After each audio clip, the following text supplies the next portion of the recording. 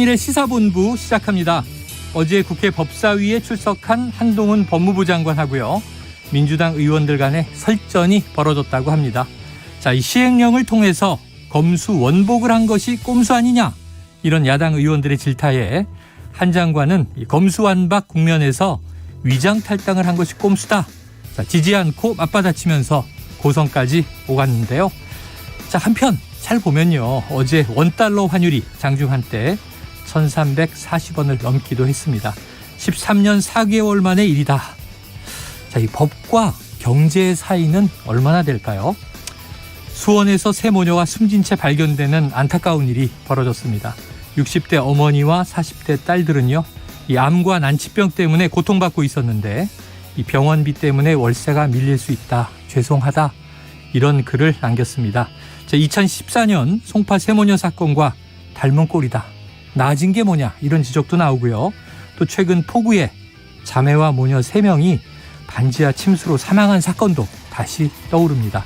자, 법과 경제, 그리고 경제와 삶, 법과 삶, 이 특히 사각지대에 대한 복지의 이 거리는 얼마나 될까요? 법률 공방과 거시경제의 숫자 속에 가려진 우리의 실질적인 삶, 특히 슬프고 고단한 삶을 돌아보는 것이 정치의 진짜 본질은 아닐까요? 최영일의 시사본부 출발합니다.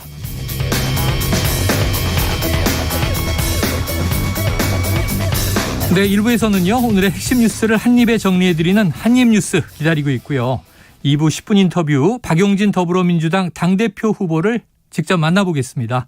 자, 이어서 정치권 취재 뒷이야기를 들어보는 불사조 기자단, 그리고 IT본부가 준비되어 있습니다. 한 입에 쏙 들어가는 뉴스와 찰떡궁합, 이 디저트송 신청 기다리고 있으니까요. 오늘 뉴스에 어울리는 노래가 있으면 문자 샵 9730으로 자유롭게 보내주시기 바랍니다. 오늘의 디저트송 선정되신 분께는요, 치킨 쿠폰 보내드리고요. 많은 참여를 부탁드리면서 짧은 문자는 50원, 긴 문자는 100원입니다.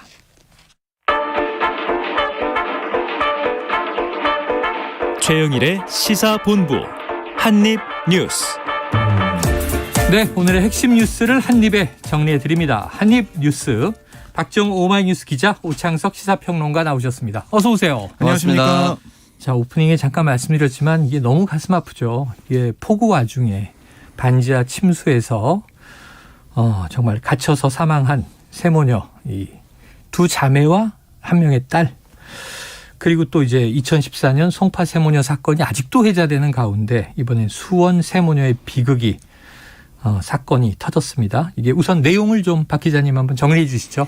네, 그저께 오후에 수원 권성구의 한 다세대 주택에서 새 모녀가 숨진 채 발견이 됐는데요.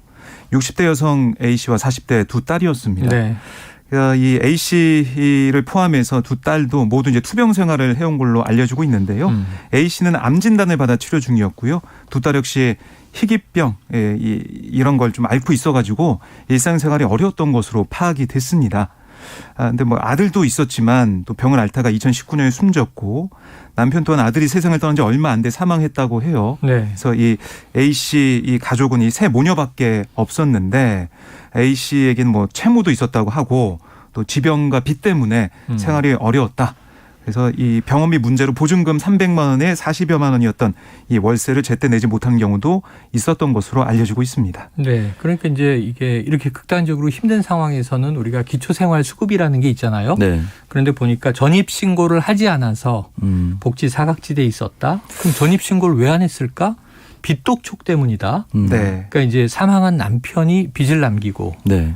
갔는데 네. 그 빚이 세모녀를 또 괴롭힌 거죠. 네. 받아야 할 것은 받지 못하고 정상적인 행정체계 안에 들어와 있지도 못하고 이게 어떻게 봐야 될까요?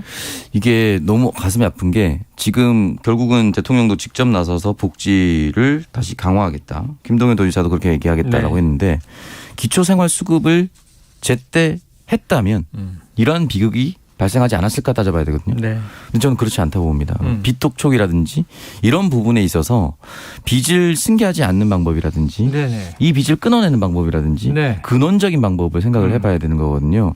지금 이 수원 세 모녀 정확히 8년 전에 송파 석천동의 세 모녀 네. 똑같은 사건입니다. 제가 잠깐만 개요를 설명해 드리면 네. 2014년 2월 26일 서울 송파구 석천동에 다세대 주택의 단독주택의 지하 1층 구조도 거의 똑같습니다. 네. 큰 딸의 만성 질환이 있었고요. 병명도 비슷합니다.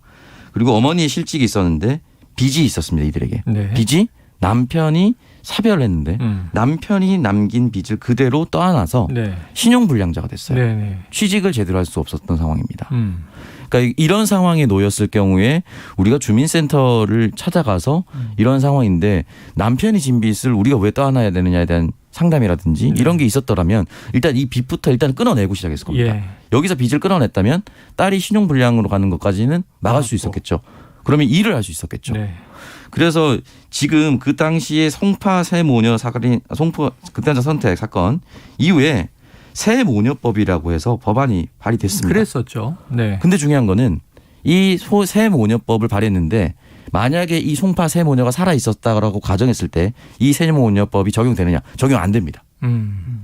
그러니까 결국은 30세가 넘어서 이 사람은 일을 할 수 있는 사람으로 분류가 되어 있는. 네. 그러니까 여러 가지 것들이 겹쳐 있어요. 그러니까 결국은 이 상황은 어디선가 또 일어나고 있을 수도 있는 것이고 그렇죠. 후에 또 일어날 수도 있는 네. 일입니다. 그래서 총체적으로 만약에 내가 빚이 있다라면 주민센터를 방문해서 이걸 끊어내는 방법을 알아보세요라고 이런 식으로 지금 기초생활수급에 국한되어 있으면 또 다른 일들이 벌어질 수 있다. 이 말씀을 꼭 드리고 싶고 대통령과 도지사가 나서서 얘기를 했기 때문에 그 전에 근원적인 문제를 제거하는 방법 그리고 네. 만성질환이 있었다면 이 만성질환에 들어가는 비용은 어떻게 또 국가가 부담해줘서 끊어줄 수 네. 있을지 이 부분까지 함께 고민을 해야만 근원적인 문제가 해결될 수 있지 않을까 생각이 듭니다. 그러니까 이분들이 남긴 마지막 말씀을 보면 이제 병원비가 많이 들어가서 이 월세가 좀 늦어질 수도 있습니다. 죄송합니다 이렇게 사과를 하고 네. 송파 세모는 70만 원 남기고 맞습니다. 자, 이게 마지막 월세입니다 하고 또 극단적 선택을 한 거란 말이에요. 네.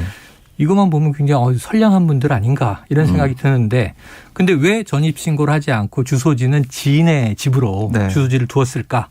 그래서 행정사각지대에 있는 바람에 그렇습니다. 찾아갔는데 만날 수가 없었다. 복지당국 얘기는 그거예요. 근데 이분들이 전입신고를 안 한 이유는 빚쟁이들이 찾아올까 봐 무서워서 이제 주소를 밝힐 수 없었던 거잖아요. 네. 그러니까 이게 좀 도움의 손길도 있지만 또 어둠의 손길이 있는데 그게 더 무서웠던 거죠. 훨씬 무서웠던 것이고 워낙 사람이 마음이 쫓기다 보면은 네. 어떻게 법률적 도움을 받아야 되는지에 대한 생각 자체를 또 못할 수도 있습니다. 맞아요. 네. 그렇기 때문에 이 부분에 있어서 말씀드렸다시피 기초생활수급 개선뿐만이 아니라 그 이전에 빚에 대한 문제라든지 신용불량이 되었음에도 불구하고 제 주변에 보면은 네. 회사를 하다가 망해서 신용불량자가 되었지만 네네. 그 뭐 어머니 이름이라든지 다른 명의로 월급을 받아서 네네. 성실하게 빚을 갚아 나간 사람들도 있어요. 한 12년 전에 전대. 아 그래요? 예, 남 얘기를 떠나서 아 그래요? 야, 그때 벤처 사업 망했더니 바로 신용불량 되더라고요. 네, 그래서 성실하게 갚아서 또 개인회생 잘 하시는 분들이 많아요. 저는 대부분이라고 봅니다. 그런 분들이.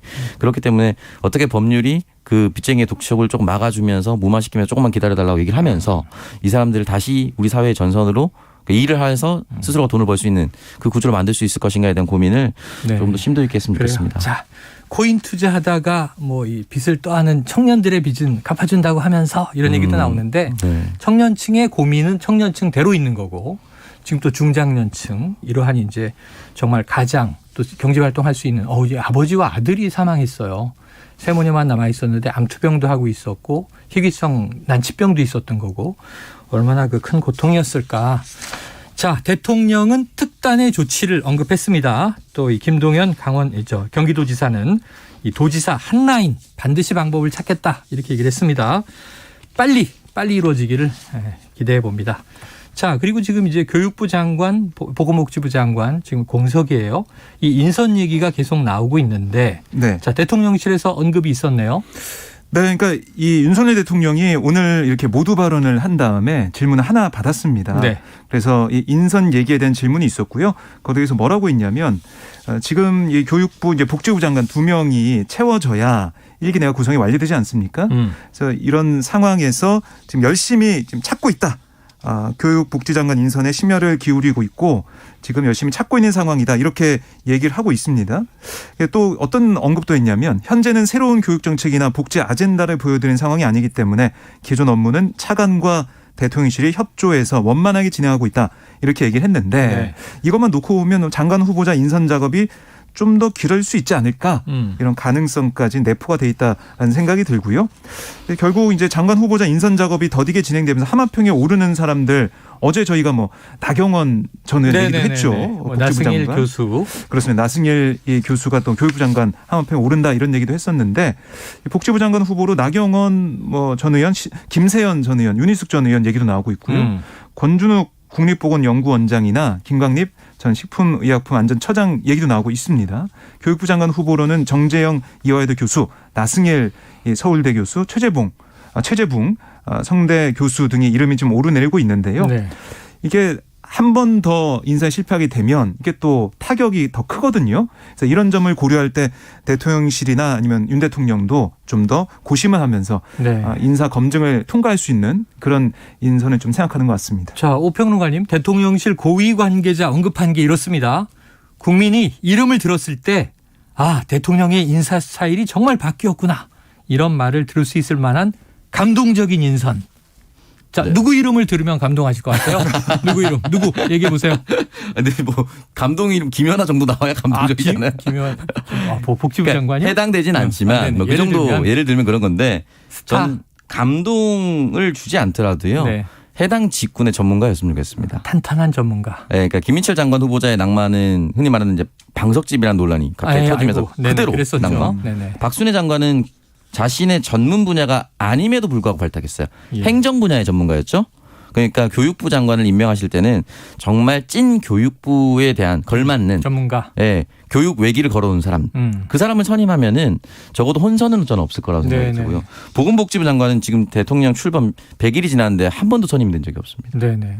그렇다면은 저는 정은경 이름 정도가 나와야 모든 국민들이 심지어 민주당에서도 이번 인사에 대해서 인사청문회에 대해서 심도 있게 지켜보되 발목 잡기식의 청문회 하지 않는다. 이런 얘기 나올 수밖에 없거든요. 정치방역 했는데 지금 이제 이번 정부 과학방역이잖아요. 왜냐하면 지금 이제 정기석 교수가 나와서 네. 방역 컨트롤을 하고 있는데 사실상 할 수 있는 것이 없다. 이런 발언을 남겼어요. 네. 그거에 대해서 국민들이 많이 실망을 했단 말이죠. 그러면 할 수 있는 것이 무엇인가를 찾아낼 수 있는 사람이 필요합니다. 지금은. 그리고 오늘 이제 도어 스태핑 하면서 눈에 띄었던 부분들이 그 전까지는 질문이 뭐 다양하게 한 번에 쏟아졌습니다. 네. 그래서 그 중에 이제 한두 개 정도 이 윤 대통령이 고르거나 아니면은 제일 먼저 말하는 그 사람의 기자의 질문을 받았는데 오늘은 강인선 대변인이 네. 옆에 이제 배석을 하면서 기자들이 손들었을 때 지목을 해서 또 질문 받는. 이거 100일 취임 기자회견 때 했던 방식이잖아요. 그렇죠. 예. 똑같은 방식으로 네. 도어 스태핑이 진행되는 모습 이것도 좀 인상적이었습니다. 그 감동적인 인선은 강인선 대변인입니까? 그건 아니겠죠? 네. 그럴 수도 있- 알겠습니다. 그래서 근데 일각에서는 이게 결국엔 특정 매체의 질문을 받지 않는 좀 질응답이 편향적으로 갈 수 있는 게 아니냐 이런 지적도 좀 들리고 있는데 또 이제 미리 합을 맞춘 거 아니야? 이런 또 의심을 할 수 있잖아요. 국민들이. 그렇죠. 지목을 하면은 그 국민들이 바라보시기에 내가 받고 싶은 질문만 하는 사람을 찍었다. 선호하는 기자를 이제 네. 지명했다. 그렇게 오해할 수밖에 없거든요. 네. 그래서 이 부분은 조금 뭐 대통령께서 계속 한다고 했으니까 그래요. 좀 뭐 바꾸는 게 좀 좋지 않을까 싶습니다. 자, 이 장점도 있고 단점도 있습니다. 그 도어 스태핑이 과거에 이 뭐 장관이나 실무자가 얘기하기 전에 대통령이 먼저 질러버린다 이런 또 비판도 있었고 너무 격정적이다 이런 얘기가 있었고 지금은 또 굉장히 톤 다운이 되니까 너무 이제 이 뭐랄까요 좀 이변이 없다. 네. 뭐 이런 또 기자들은 불만이 많아요. 어떻게 하라는 얘기예요. 그렇죠. 그러니까 지목을 못 받으면 질문할 수 없는 상황이 돼버리면 네. 결국 질문을 열심히 준비해도 지목 못 받는 상황이 계속되는 거 아니야라고 네. 실망할 수도 있겠습니다. 자, 지금 이 대통령실 원래 특별감찰관이라는 자리가 있습니다. 그런데 이제 지난 정부에서도 이게 공석이었고요. 그런데 지금 이제 민정수석실이 없어지다 보니까 야당인 민주당은 저 특별감찰관 임명해서 대통령 친척 뭐 또 이 관리해야 되는 거 아니냐 하는 주장이고 지금 여권의 입장은 어떻게 나오고 있어요? 네, 이제 어제부터 얘기를 하고 있는 게 좋다. 빨리 특별감찰관 임명하자. 거기다가 플러스 북한 인권재단 이사 인선에도 협조해라 네네. 하고 좀 하나 이제 더 붙여가지고 국민의힘의 입장은 네, 요구를 하고 있는 상황이고요. 그리고 또 하나가 특별감찰관 지난 문재인 정부 때 인선이 안 됐는데 거기에 대해서 민주당이 그 직무유예에 대한 국민 앞에 사과가 있어야 된다. 이렇게 또 요구를 하고 있습니다. 네네. 그래서 이걸 할 텐데 어떤 조건 하나 붙인 거고 또 사과도 해야 된다라고 얘기하면서 민주당을 좀 압박하는 모양새예요. 그랬더니 민주당은 사실 맨 처음에 특별감찰관 얘기는 좀 빨리 꺼낸 셈인데 북한인권재단 이사 인선에 대해서는 아니 어떻게 특별감찰관 문제와 이걸 붙여가지고 한 번에 연계해서 하냐. 이거 말이 안 된다. 네. 따로따로 하는 거다. 그러면서 특별감찰관 임명하자. 라고 얘기하고 있는 거거든요. 그리고 이제 민주당이 취재해 보면 뭐라고 하고 있냐면 아니 특별감찰관을 일부러 안 하려는 게 아니라 공수처에 집중했고 공수처 이 설치를 통해서 이걸 좀 민주당에서 세게 밀고 나간 거고. 지난 정부 때. 그렇습니다. 네네. 그래서 국민의힘에서는 여기서 반대를 했기 때문에 여야 관계가 안 좋았다. 그래서 결국 특별감찰관 인선도 국회가 합의하지 못해서 못한 상황인데 이걸 가지고 사과라는 것은 말이 안 된다. 이런 주장도 펼치고 있습니다. 대통령실의 입장은 간단해요. 여야가 합의해서 추천하면 우리는 임명하겠다. 네. 그럼 여야 합의해서 추천하면 문제가 없는 건데 네. 지금 이제 민주당은 이걸 요구하고 있고 국민의힘은 북한인권재단 이사장과 함께 네. 묶어서 그리고 지난 정권에서도 없었는데 사과해라. 지난 정권에서는 공수처에 집중하느라고 그랬고 네. 그땐 민정수석실이 감찰 기능하고 있었지 않느냐 네. 이런 이제 답변이죠. 용산의 심정이 여야가 합의하면 된다 하겠다라고 하는 거잖아요. 네. 그러면 거꾸로 돌려보면 여야가 합의가 되지 않을 걸 알고 이렇게 말할 수도 있습니다. 네네. 정치적으로는. 근데 민주당 정권에서 지난 5년간 임명하지 않은 건 사실이고요. 그렇기 네. 때문에 민주당도 하지 않았는데 우리한테 이렇게 빨리 강요하냐 이런 비판을 할 수 있는데 중요한 거는 지금의 여당이 당시 5년 동안 야당이었을 경우에 특별감찰관을 임명하지 않는다고 계속해서 요구했던 자료들이 다 남아 있습니다. 네네. 그렇기 때문에 우리가 임명하지 않았지만 그들은 원했었던 내용이기 때문에 지금 공수교대 됐다고 질질 끌지 말고 바로 하라라고 민주당은 얘기할 수가 있고요. 북한 인권 이 부분에 대해서는 저는 다른 사안이기 때문에 따로 봐야 된다. 그러면은 이거 따로따로에 대한 입장을 확인하고 이견이 있는 부분은 조율하고 합치되는 의견이 있으면 그냥 그것부터 하면 됩니다. 네. 자, 그러다 보니 지금 이제 특별감찰관은 이제 여야 공방 중이고 지금 민주당의 김용민 의원이 영부인 김건희 특검법을 발의했다. 이건 어떤 내용이에요? 네, 그러니까 지금 김건희 여사의 여러 가지 이제 의혹이 아직 불거져 있죠. 네. 도이치모터스 주가 조작 사건, 그리고 또 허위 경력 의혹, 그리고 더 하나 대통령실 공사 특혜 의혹. 최근에. 네, 여기에 대해서 규명이 필요하다는 게 김용민 의원의 설명이고요. 이 법률안을 제안할 때도 이 내용을 다 넣었습니다. 진상 규명이 필요하다는 거고. 오늘 봤더니 이 민주당의 서영교, 윤영덕, 장경태, 정청래, 황운하 의원과 무소속 민영배 의원 등 12명의 의원이 함께 이제 발의하겠다라고 서명을 했더라고요. 네네. 그래서 이 검찰이 계속해서 김 여사가 대통령의 가족이라는 이유로 시간 끌기 수사하고 있는 게 아니냐. 또 봐주기 수사를 하고 있다. 이게 이 같이 발의한 의원들의 주장이거든요. 그래서 결국엔 정치적으로 중립적이고 공정한 특별검사 임명을 통해서 윤 대통령 가족에 대한 각종 의혹을 엄정히 조사해 진상을 규명할 수밖에 없다. 이렇게 강조를 했습니다. 네. 그런데 또 한 가지 생각할 수밖에 없는 게 지금 법사위원장은 국민의힘 김도읍 의원이거든요. 그렇죠. 과연 그러면 이 특검법이 발의는 될 텐데 이 국회 법사위 문턱부터 넘을 수가 있겠느냐. 네네. 이런 실질적인 의문이 드는 건데 김용민 의원 얘기는 나날이 예상되지만 패스트트랙으로 지정해서라도 반드시 통과시켜야 한다. 이런 주장을 펼치고 있습니다. 네. 자, 법사위원장은 이번에 국민의힘으로 넘겨졌고 그리고 또 지금 아무리 그 민주당이 다수당이지만 특검법안은 이제 여야 합의가 필요하고 그렇다면 또 김진표 이제 국회의장이 이걸 직권 상정할 것인가 하는 숙제도 남아 있고 갈 길이 이제 멀어 보입니다. 자, 지금 12시 39분을 넘긴 시간인데요. 점심시간 교통 상황 알아보고 이어가도록 하겠습니다. 교통정보센터의 김민희 리포터 나와주세요. 네, 도로 곳곳으로 사고가 잇따르고 있습니다. 남해고속도로 순천 쪽으로 진교 부근에서는 화물차 단독 사고가 나면서 1, 2차로 전차로가 막혀 있는데요. 현재 통행이 되지 않고 있어서 뒤로 곤양나들목을 지나면서부터 차량들 아예 서 있다시피 하고 있습니다. 부산 외곽고속도로 창원 쪽으로 기장 철마나들목 진출램프에서도 사고가 났습니다. 서해안고속도로 목포 쪽으로 비봉 부근 3차로에는 고장난 차가 서 있어서 부근으로 차량들 서행하고요. 이후로는 서평택에서 서해대교 사이로 더딘 흐름이 이어지고 있습니다. 반대 서울 방면으로 서평태풍기점 진출램프 1차로에서도 고장난 차를 처리하고 있습니다. 수도권 제1순환고속도로 판교에서 일산 쪽으로 수리터널 4차로에서도 고장난 차를 처리하고 있고요. 서울시내 올림픽대로 하남 쪽으로 한강대교 부근 4차로에도 고장난 차가 서 있습니다. 더 가서 반포대교 부근에서는 사고가 나면서 1차로가 막혀 있는데요. 이 여파바다 노량진 수산시장부터 반포대교 사이 정체가 더 심해져 있습니다. KBS 교통정보센터였습니다.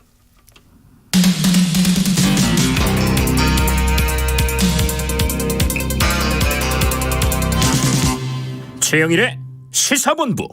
네, 자 어제 국회는 이제 법사위가 상당히 주목을 받았어요. 한동훈 네. 법무부 장관이 출석하고 뭐 야당 의원들과 설전을 폈는데, 자 오늘은 지금 운영위의 시간입니다. 국회는 네. 운영위가 주로 대통령실의 살림에 대해서 요목조목 이제 따져보는 이 위원회다 보니까 상당히 좀 주목을 받는데, 네. 오늘 뭐 어떤 얘기들이 나오고 있습니까? 오늘 이제 오전에 시작을 했어요. 그래서 계속 이제 이어지고 있는 상황인데 네. 오전에는 이 국회 소속 기관과 국가인권위원회 업무 보고가 진행이 됐습니다. 네네네. 결산 심사도 뭐 진행이 되는 그런 상황인데요. 그래서 결국에는 하이라이트는 오후가 아니겠느냐. 대통령실. 그렇습니다. 네. 오후에는 대통령실이 업무 보고를 하게 되기 때문에 김대기 대통령 비서실장과 김성한 국가무실장 비롯해서 대통령 참모들이 대거 회의에 나오거든요. 이 자리에서는 저희가 뭐 언급했던 대통령실 관저공사 수주 특혜 의혹, 네네. 플러스 대통령실 사적 채용 의혹, 여기에 대한 뭐 집중적인 지적, 그다음에 질의가 있을 걸로 예상이 되고요.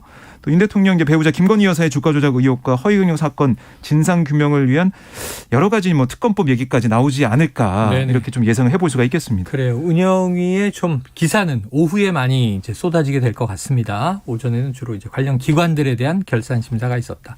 혹시 뭐 오평론가님 뭐 예언할 수 있는 거 있어요? 아니요, 아직은 뭐 오후까지 쭉 머리에 이어져. 막 선하게 떠오르는 거 없죠? 아직까지는 없습니다. 넘어가도록 하겠습니다.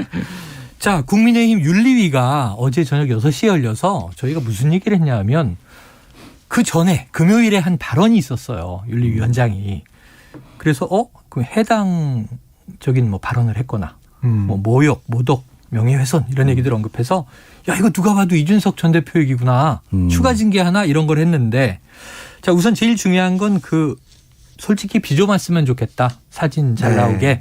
이 김성원 이제 의원에 대한 징계가 주요 사안이었는데 어떻게 징계가 시작됐습니까? 네, 이 징계 절차 개시안건을 의결했다, 이렇게 어제 이양희 윤리위원장이 기자들 앞에 밝혔는데요. 네. 그러니까 이게 참 발언이 셌습니다. 예. 그러니까 이 징계 절차 개시는 사실은 뭐 예상했던 바였는데 관건은 어느 정도 수위의 징계가 내려질 것이냐, 네. 이게 좀 봐야 될 것 같고요.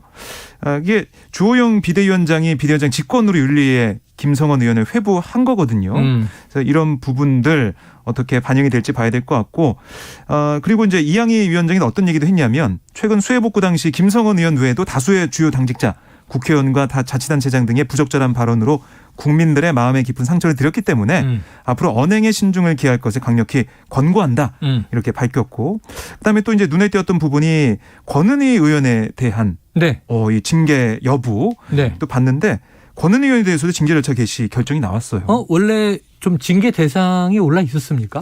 네, 올라 있었는데 네. 이거는 이제 더불어민주당 한정혜 의원이랑 함께 네. 경찰국 신설에 대한 토론회를 열고 경찰국 반대 입장을 밝히고 네네. 이상민 행안부 장관에 대한 탄핵을 해야 한다는 주장을 언급했죠. 해서 해당 행위를 했다.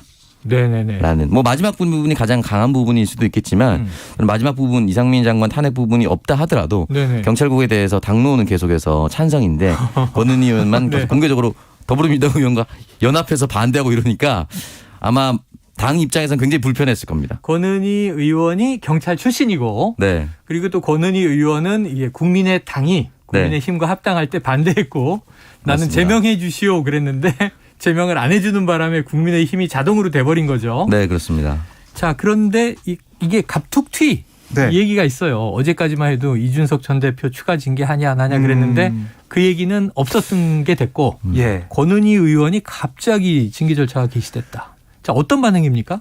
그러니까 권은희 의원은 이게 이해할 수가 없다는 거예요. 왜냐하면 국회의원의 헌법과 양심에 따른 국회 활동을 징계 대상할 수가 있느냐. 네네네. 이게 좀 강한 비판하고 있는 부분이고요. 그래서 이제 윤리위원회가 결국 이 본캐라는 그런 단어를 페이스북에 썼던데 예. 본 캐릭터 네네. 이게 본캐가 국정 운영의 장악력을 위해서 당정 관계를 수직적으로 설정하는 것임을 드러낸 문모합니다. 네네. 네. 그렇게 얘기를 했어요. 그러니까 당 윤리가 어떤 상식과 공정에 기반한 게 아니라 이 정부와 아니면 어떤 대통령실의 권력 여기에 따라서 좀 뭔가 역할을 하는 네네. 그러니까 윤리가 윤리대로의 본래 역할을 하지 못하고 국정 운영의 장악력을 위해 당정관계 수직화에 어떤 최전선에 나가 있는 게 아니냐 네네. 이런 비판을 강하게 한 겁니다. 요즘에는 뭐 이렇게 여당 야당 다 당론 채택 이게 과거보다 많이 줄었어요. 과거에는 당론이니까 다 우리 자당 소속 의원들은 100% 찬성하시오. 거수기냐 뭐 이런 얘기들이 오고 갔는데 자 그런데 지금 당론 채택해도 반대하는 의원들이 있단 말이죠. 네. 그렇죠. 근데 그렇다면은 국회의원이 개인적인 입장은 난 반대세 했다고 네. 징계 뭐 이런 경우는 없었어요. 쉽지 않죠. 그리고 지금 국민의힘이 권은희 의원에 대해서 세게 밀어붙이면 그동안 민주당을 향해서 했었던 이른바 조금박해 4명의 의원에 대해서 그 큰 정당이 4명의 다른 의견도 품지 못하냐 네. 이런 비판 엄청 많이 했거든요. 아 그랬죠. 결국 그 4명의 이름으로 상대 정당을 때리는 역할을 했었는데 네네. 지금 민주당 의원들 입장에서는 아니 그 집권 여당이 그 한 사람의 반대 의견도 품지 못하냐라고 했을 경우에 할 말이 없습니다. 네네네. 저는 이렇게 되면은 당론이 채택되지 않는다는 이유만으로 채택 따르지 않는다는 이유만으로 찍어내면 이거 사실은 대통령이 얘기하셨던 자유와는 네. 완전히 반하는 내용. 이게 흔히 말하는 막 아주 안 좋게 표현하면 전체주의로 흘러갈 수도 있는 거 아니겠습니까? 집단의 모든 걸 따라야 하는 상황처럼 보일 수도 있기 때문에 글쎄요. 저는 징계를 결과로서 세게 나온다는 것은 말이 안 된다고 네. 봅니다. 그러니까 이제 이른바 여당이 그렇게 비판하는 민주당의 이른바 검수한 박 네. 네. 그때도 뭐 조응천 의원 등은 반대세 그랬는데 공개적인 목소리를 냈죠. 예예 뭐 안에서야 갑론을 박 싸우고 지지자들은 뭐 문자폭탄 보내고 하지만 그래도 이제 의원 활동하는 거잖아요. 자 징계 윤리위 징계 경찰국 반대 이상민 장관 탄핵해야 한다. 이게 징계 사유냐 해당 행위냐 이것도 논란이 커질 것 같고요.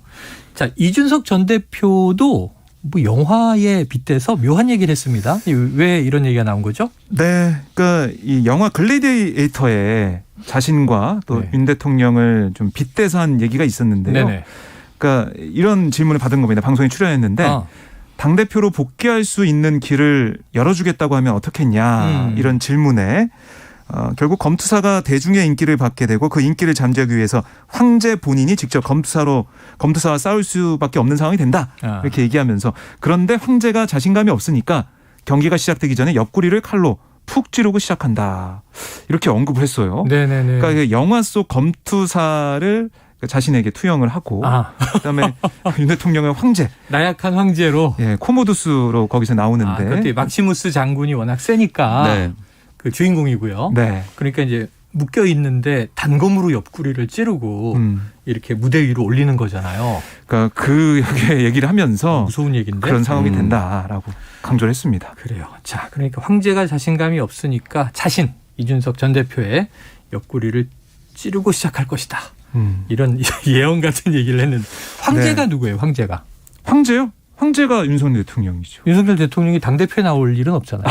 그렇긴 한데 네네. 그 윤핵관으로 이제 대표가 되고 있는 네. 그 당권 싸움에서 황제를 대리해서 나오는 뭐 인물이 있을 테니까 그런 부분도 있는 거고 네. 또 윤석열 대통령의 이제 윤심이 반영된 예. 그런 공격이 계속 있지 않겠냐 이런 생각을 하는 것 같습니다. 자, 지금 국민의힘은 로마 시대 원로원인가? 좀 여러 가지 생각해봐야 될 것 같습니다. 자, 지금 특검이 진행되고 있는 게 있어요. 고 이해람 공군 중사와 관련된 특검이 진행 중인데, 자 이성용 전 공군 참모총장이죠. 공군 참모총장이 소환됐다. 자, 조사를 받고 있습니까? 네, 그렇습니다. 그러니까 오늘 이 서울 서대문구 미근동의 특검 사무실에 출석을 했어요. 오전 10시 20분쯤에 나왔는데 들어갔는데 취재진이 많이 좀 여러 가지 질문했지만 시간이 없어서 들어가겠다라고 조사실로 향했습니다. 그러니까 지금 이성용 전 총장 같은 경우는 공군 성추행 피해자인 이중사의 사망과 가해자 송치극 당시 관련 사항을 서욱 전 국방부 장관에게 뒤늦게 보고 있다. 네. 이런 지적을 받았거든요. 그래서 군 검찰 수사 때 가해자 장모 중사의 구속 검토를 지시했지만 이 공군 법무라인 지휘부에서 이걸 무시했다. 대한 의혹도 나와 있습니다. 결국에 이런 부실 수사 논란이 증폭이 되면서 지난해 6월에 무거운 책임을 통감한다 그렇게 얘기하며 사의를 표명했거든요. 네. 그래서 역대 최단명 공군 참모총장으로 기록이 됐는데 어쨌든 특검에서 이성윤 전 총장을 조사하면서 당시에 어떤 일이 있었는지 네. 확인할 것 같고요. 특검팀의 공군 수뇌부 직접 조사가 이번이 처음이에요. 그래서 앞으로 이 전 총장을 상대로 여러 가지 초동 수사 부실 의혹 전반적인 사실관계 확인한 다음에 공군 수뇌부들 계속 소환해서 조사할 것으로 예상이 됩니다. 네. 자, 어쨌든 진실이 잘 드러나는 그래서 이제 이 고인의 또 한을 풀어주는 그런 특검이 되기를 기대해 보고요. 자, 지금 어제 하루 종일 뜨거웠던 게 이제 원달러 환율입니다. 지금 얼마 버셨어요, 오평론가님? 저는 벌진 못하고 있고요. 환치기는 안 하시나 보죠? 네. 환치기 할 수는 없고요. 네.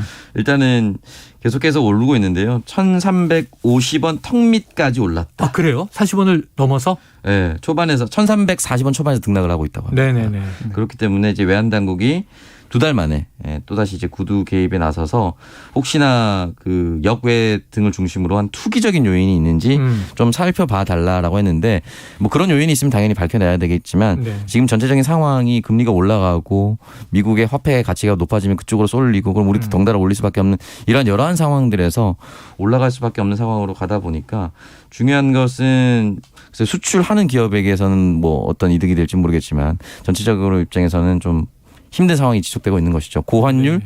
고금리, 고물가 계속 이어지고 있습니다. 그러니까 이게 쉽지 않은 것이 해외에 나가 있는 분들은 굉장히 고통이 커지고요. 그럼요. 우리가 IMF 때 뭐 유학생이라든가 재외 교민들 뭐 이런 상황들을 겪어본 적이 있습니다만 수출업체는 득실이 좀 달라요. 원화 결제로 계약했느냐, 달러화 결제로 계약했느냐에 따라서 수입업체는 일단 무조건 고통이 커져서 네. 지금 이 수출입이 적자 상황이잖아요. 이게 어떻게 될지 걱정이 되네요. 네, 오늘 윤석열 대통령도 출근길에 여기에 대해서 언급을 했습니다. 네네. 그래서 달러 강세, 원화 약세 이런 통화 상황 우리 시장에 부정적 영향을 미치지 않도록 비상경제대책회의 등을 통해 리스크 관리 잘 해나가겠다라고 얘기를 하고 있는데요. 네. 이제 미국에 좀 많이 우리가 영향을 받고 있기 때문에 단시간 내에 달러 강세가 좀 수그러들기는 어렵지 않냐 이런 전문가들의 지적이 나오고 있습니다. 그래요. 뭐 치포에도 우리가 지금 참여하느냐 이런 이제 문제도 있고 한데 미국과의 이제 관계가 그 어느 때보다 재건됐다 이렇게 정부는 표현을 했는데 미국과의 관계에서 우리가 경제적으로 득실은 어떻게 될지 또 면밀히 지켜봐야 될 것 같습니다. 자, 지금 YTN 속보로 나온 상황 하나 전해드릴게요. 지금 이재명 의원 배우자 김혜경 씨 오늘 오후 2시에 경찰에 출석한다. 지금 이런 이야기가 속보로 나와 있어서 자, 이건 이제 2시 이후에 그럼 저녁에 뉴스들이 많이 나올 텐데 내일 다뤄보도록 하겠습니다. 자, 오늘 한입뉴스 여기서 마무리하죠. 박종호 기자, 오창석 평론가 수고하셨습니다. 고맙습니다. 오늘의 디저트송은요. 청취자 2827님의 신청곡입니다. 시끄럽고 어수선하고 비극적인 소식도 많지만 묵묵히 하루하루 최선을 다해서 살고 있는 국민들이 있다는 사실을 말씀드리고 싶습니다. 가을이 오면 좋은 소식들을 시사본부를 통해 많이 듣게 되기를 소망합니다. 이문세의 가을이 오면. 자, 오늘이 처선데 정말 가을을 기대하면서 희망을 가져야 되겠죠? 자, 치킨 쿠폰 보내드리고요. 노래 듣고 2부로 돌아옵니다. 눈을 감으면 싱그러운 바람 가득한 그대의 맑은 숨결이 향기로워요. 길을 걸으면 불러보던 그 옛 노래는 아직도 내 마음을 설레게 하네. 하늘을 보면 님의 부드러운 꽃미소 가득한 저 하늘에 가을이 오면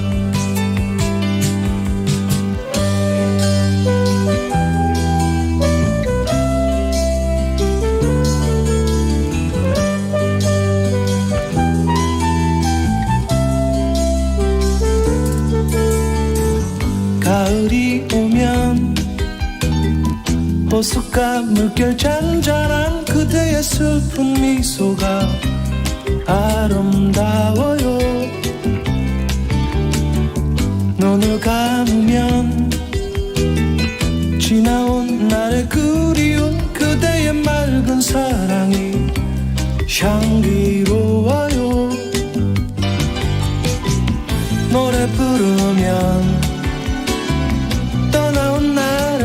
추억이 아직도 내 마음을 슬프게 하네. 잊을 수 없는 님의 부드러운 꽃미소 가득한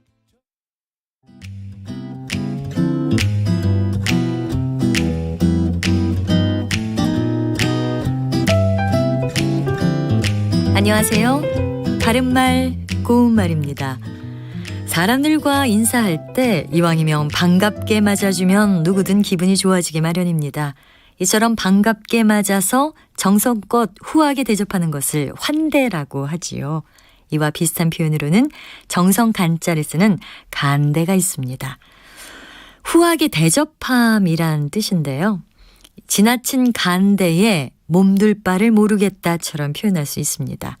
반면에 상대방이 인사를 하는데 다른 곳을 본다든지 하면서 상대방을 소홀하게 대접하는 것은 문득 홀자를 써서 표현합니다. 그렇다면 이것을 글자 그대로 홀대라고 발음하는 것이 맞을까요? 아니면 홀대라고 발음하는 것이 좋을까요? 이 경우에는 홀대, 된 소리로 발음하는 것이 맞습니다. 여기서 쓰이는 한자 대접할 대자는 우대나 환대와 같이 앞 음절이 모음으로 끝나거나 니은 받침으로 끝날 때는 글자처럼 예사 소리인 대로 발음하지만 접대나 홀대와 같이 니은 받침 이외의 받침이 올 때는 된 소리인 때로 발음합니다. 홀대는 푸대접이란 표현으로 순화해서 쓰기도 합니다. 푸대접은 정성을 들이지 않고 아무렇게나 하는 대접을 뜻하는데요. 이와 비슷한 것으로는 괄대가 있습니다. 그리고 싫은 내색 없이 정성스럽게 대하거나 접대하는 것은 바 밑에 디귿 받침을 쓰는 밭대접이라고도 합니다. 바른말 고운말 아나운서 변희영이었습니다.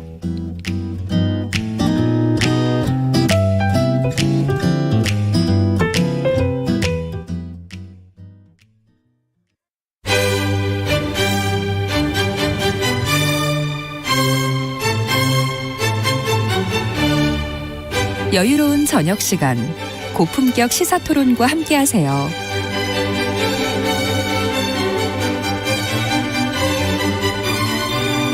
평일 저녁 7시 20분 KBS 열린 토론 정준희 교수와 함께합니다.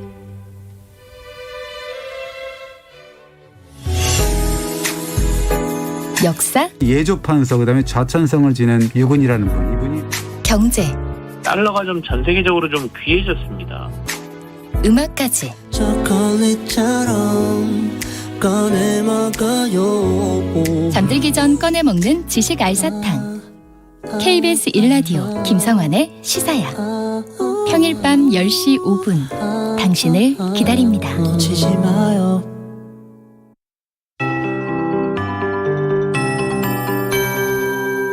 KBS 58분 날씨. 절기에 처서에 접어들며 아침 저녁으론 선선해지고 있습니다. 오늘까진 30도 안팎으로 덥다가 내일부턴 더위가 주춤하겠습니다. 폭염주의보도 차례로 해제가 되면서 오후 4시부터는 제주도에만 유지되겠습니다. 오늘 낮 기온은 서울과 부산이 30도, 대전 28도, 광주 31도, 제주는 34도 안팎까지 오르겠습니다. 중북부 지역은 자외선이 강하게 내리쬐겠고 경상권은 오존 농도가 높겠습니다. 현재 비구름은 충청 이남에 자리한 가운데 충남과 경북에 가장 집중돼 있는데요. 강원 영서 남부와 충청권 북부의 비는 오늘 오후까지, 강원 영동은 밤까지 5mm 정도만 더 내리다 그치겠고요. 충청권 남부와 남부지방은 내일까지 오락가락 이어지겠습니다. 앞으로 충남 남부와 전북, 경북 서부 지역에 최대 50mm, 그 밖에 경상권과 전남, 충북 남부와 제주도엔 5에서 30mm가 오겠습니다. 내일 낮 기온은 서울이 28도 안팎으로 오늘보다 2도 정도 낮겠습니다. 목요일 밤부터 금요일 사이엔 충청과 경북 지역에 비 소식이 들어 있습니다. 한편 서해 먼바다엔 풍랑주의보가 내려진 가운데 내일 새벽까지 물결이 최대 3.5m로 매우 높게 일겠습니다. 지금 서울의 기온은 28.4도, 습도는 69%입니다. 박다효입니다.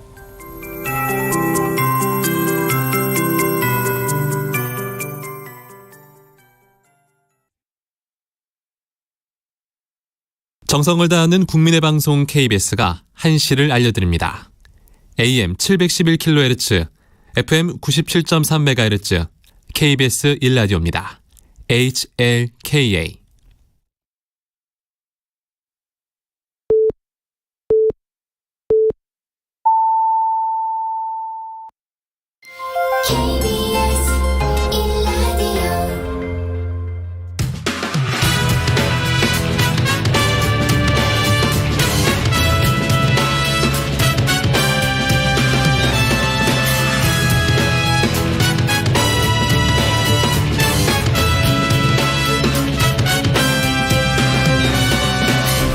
KBS 1라디오 최영일의 시사본부.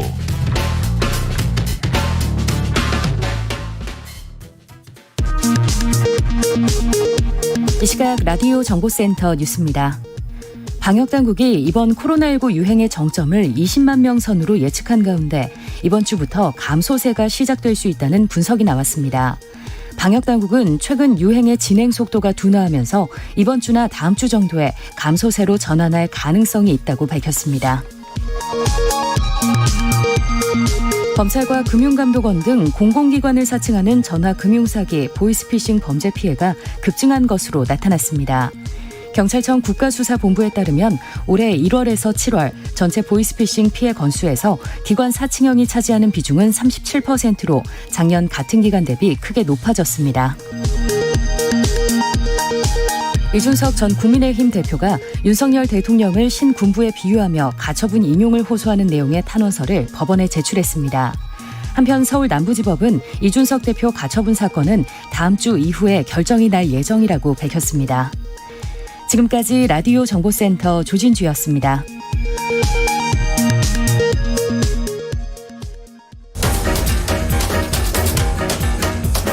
최영일의 시사본부 10분 인터뷰.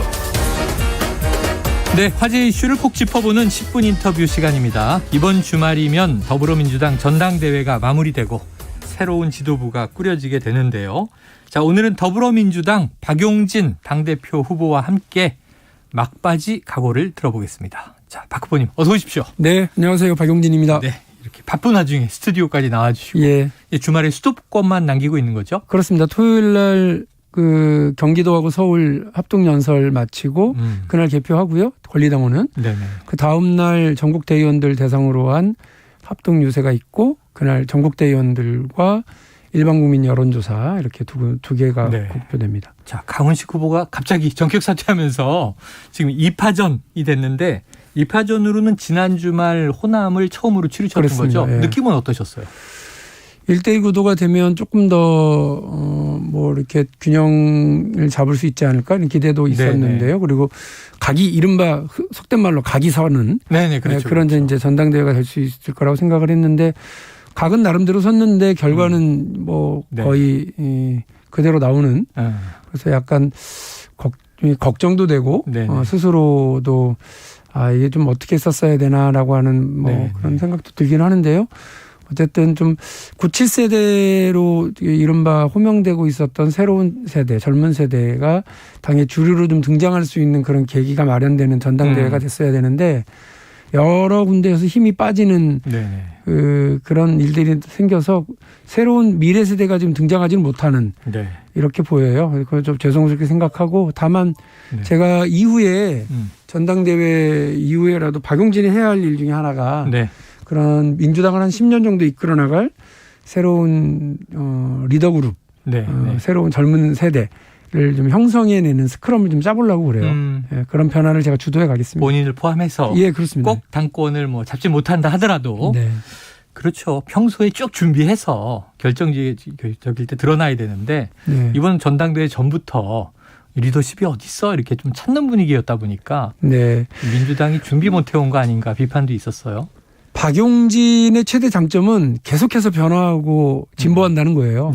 그래서 저 스스로 그렇게 평가하고요. 뭐 어려운 일이 있으면 그걸 헤쳐나가고 산이 있으면 넘어가고 계속 그래왔기 때문에 또 지난번 그 대통령 당내 경선에서는 말하기도 민망한 그 어떤 지지율 1.55를 받은 거죠. 지금 어쨌든 강훈식 후보가 사퇴하기 전이든 한 후든 한 20%를 넘는 그 지지율을 가지고 있는 건 어쨌든 조금씩 나아지고 있고 또 리더를 스스로 자임하면서 거기에 걸맞는 어떤 그 조건들을 형성해 나가려고 노력하고 있다고 하는 말씀 드리고요. 그 이제는 당의 희망과 미래에 대한 기대를 담는 더 큰 그릇을 만들어야겠죠. 제가 그 노력을 계속해서 하겠습니다. 네, 자 조금 이제 중장기적인 이 어떤 계획까지도 얘기를 해주셨습니다. 자 그리고 이제 반드시 이 새로운 리더 그룹을 만들어야 한다. 자 그런데 지난 인터뷰 때 저희가 전화로 인터뷰할 때 제 첫 질문이 당대표 되시는 겁니까? 확신하고 있습니다. 이렇게 답변을 하셨는데 지금 이른바 뭐 어대명 공식이 안 깨지고 확대명 상황까지 왔어요. 자, 그 원인은 어떻게 분석하고 계십니까? 원인. 그러니까 그 어대명이라고 하는 어떤 절망적인 체념 이런 거는 그 사실은 전당대회 전에도 있었어요. 그러니까 그러니까 되게 많은 분들이 이재명 후보가 다시 출마하면 이재명 후보가 되겠지. 그러나 이재명 후보가 되는 것이 당의 미래와 변화와 혁신의 모습을 보여줄 수 있는 거겠냐라고 하는 반문들을 하면서 그 전당대회 출마할 것으로 예상됐었던 많은 분들이 스스로 포기하고 새로운 세대와 새로운 인물들이 좀 나설 수 있게 돕자. 그랬는데 이제 이재명 후보는 본인의 출마를 그냥 강행을 한 거예요. 그러면서 어대명이라고 하는 어떤 절망적인 체념, 그 이재명 직전 대통령 선거에서의 후보였던 그 어떤 인지도, 지지율, 그다음에 강력한 팬덤 이런 부분을 넘어서기가 쉽지 않을 거라고 하는 그 예측들이 많았거든요. 예, 그렇다 하더라도 아까 제가 말씀드린 것처럼 이번 전당대회를 통해서 그를 대항할 수 있는 힘, 새로운 세대의 등장 이런 거는 저 혼자서 할 수 있는 것도 아니었던 것 같고 여러 가지 여러 모습에서 좀 이렇게 김 빠지게 됐네요. 결정적으로는 단일화를 그토록 제가 이렇게 요구하고 양보를 했는데도 불구하고 결국 안 된 거는 제 책임도 있는 것 같긴 합니다만 어쨌든 그게 성사 안 된 게 가장 큰 어떤 뭐 김 빠지는 전당대회가 되는 이유였던 것 같습니다. 자, 이제 경쟁의 상황이니까 또 이제 박 후보님도 날선 비판을 많이 하시기도 했습니다. 자, 어대명을 막아야 하는 이유, 일부 계파의 사당화. 이게 문제다. 막아야 한다. 이런 입장 얘기해 주셨는데 최근에 당무위원회가요. 이 전국 대의원대회 의결보다 권리당원의 전원투표를 우선한다. 이런 내용이 이제 당원을 신설하는 안건을 통과시켰어요. 이것도 그러한 일환으로 보십니까? 그냥 당내 의견 분포를 확인하는 방법으로서의 당원 투표면 상관없습니다. 그런데 이번에 새로 신설한 당원에는 뭐라고 되어 있느냐면 최고의 의사 결정 방법이라고 되어 있어요. 그러니까 최고의 의결 단위가 된 거죠. 근데 이렇게 되면 얘기가 달라지는 거죠. 왜냐하면 지금 현행 당규에는 30%의 당원만 투표에 참여해도 되는 거예요. 근데 대한민국의 대한민국 헌법의 국민투표가 어떻게 되어 있느냐면 과반의 국민들이 참여해서 과반 이상의 찬성으로 이제 그 의결이 되거든요. 지금 우리 그 전당대회 대의원들의 결정 방식도 그렇습니다. 제적 과반 그리고 그 과반의 찬성으로 의결되는 겁니다. 하다못해 초등학생들 반장 선거도 그렇게 하잖아요. 국회도 그렇고요. 국민의 상식이잖아요. 근데 민주당에서는 민주주의를 실천한다는 민주당 안에서는 최고의 의사결정 방법으로 당원 투표를 이제 새로 설정하면서 30%만 찬성하면 된다. 30%만 참여하면 된다. 그중에 과반만 찬성하면 된다. 그러니까 숫자상으로는 16.7%만 찬성하면 되는 이런 건 아니죠. 상식과도 안 맞고 민주주의 기본 원칙과도 안 맞죠. 이렇게 하는 건 아닌 것 같고 이런 방식의 제도를 지난 금요일 날 의결에서 안건에 부의하는데 토론도 없고 수정도 할 수 없는 그냥 온라인 찬반 투표로만 이걸 의결하거든요. 내일. 이렇게 해도 되나요? 제가 민주당 안에서 민주주의 실종을 걱정해야 될 거라고 생각 못했어요. 그래서 강력하게 제가 반대 의견을 표명하고 있는 겁니다. 자, 대의원 대회를 무력화하고 중앙위원회도 당무위원회도 최고위원회도 사실상 무력화할 수 있다. 이렇게도 지적을 하셨습니다. 말씀하신 대로 내일 중앙위에서 찬반 투표만 거치면 끝나는 거예요.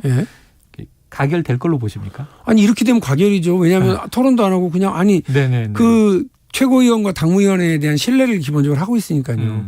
저는 오늘 이 방송을 듣고 계시는 민주당의 중앙위원들 계시면 부결을 호소드립니다. 아, 부결을 호소한다? 예, 오늘 3시에 토론회 있거든요. 또 그 당내 민주주의를 네. 위한 토론회. 거기서도 부결을 말씀드릴 거고요. 예. 제가 중앙위원들에게 부결을 호소하는 문자를 보내드릴까도 생각 중입니다. 이렇게 하는 건 아닌 것 같아요. 아닌 것 같다. 그러니까 특히나 우리가 당원 투표를 통해 가지고 했었던 일들 중에 좋은 기억이 없어요. 위성정당 만들 때도 당원 투표를 했어요. 아, 네네. 그리고 무공천 원칙 폐기할 때도 당원 투표를 했어요. 그렇게 해서 당이 지금 이렇게 위기가 된 거예요. 토론도 없고 찬반에 대한 토론도 없고 수정안을 낼 수도 없는 그런 단순 그 의사표명이면 그냥 이른바 강성 지지층이 다 그걸 끌고 가거든요. 그것도 16.10%만 있으면 되는 거니까. 제가 말씀 다시 드리지만 튼튼한 성을 쌓고 그 안에 들어가 있으면 안전할 것 같죠. 그 안에 고립되는 거예요. 바깥에 있는 민심하고 완전히 격리되는. 그 정당이 민심과 격리돼 갖고 안전해 분들 무슨 그게 민주주의에 도움이 되고 정당 발전에 도움이 되겠습니까? 제가 볼 때는 또 다른 패배의 길로 가는 겁니다. 스스로를 가두는 것이다. 예, 아니 민심 말고 다른 길을 찾으려고 그러시면 안 돼요. 자, 이제 비판도 해주셨는데 또 이제 어쨌든 당대표 후보로 지금 쭉 계시니까 그럼 새로운 민주당, 미래민주당은 뭐냐? 비전 제시도 하셔야 되는데 이재명 후보에게 민주당 바로 세우기 공동선언을 제안하셨잖아요. 어떤 내용입니까?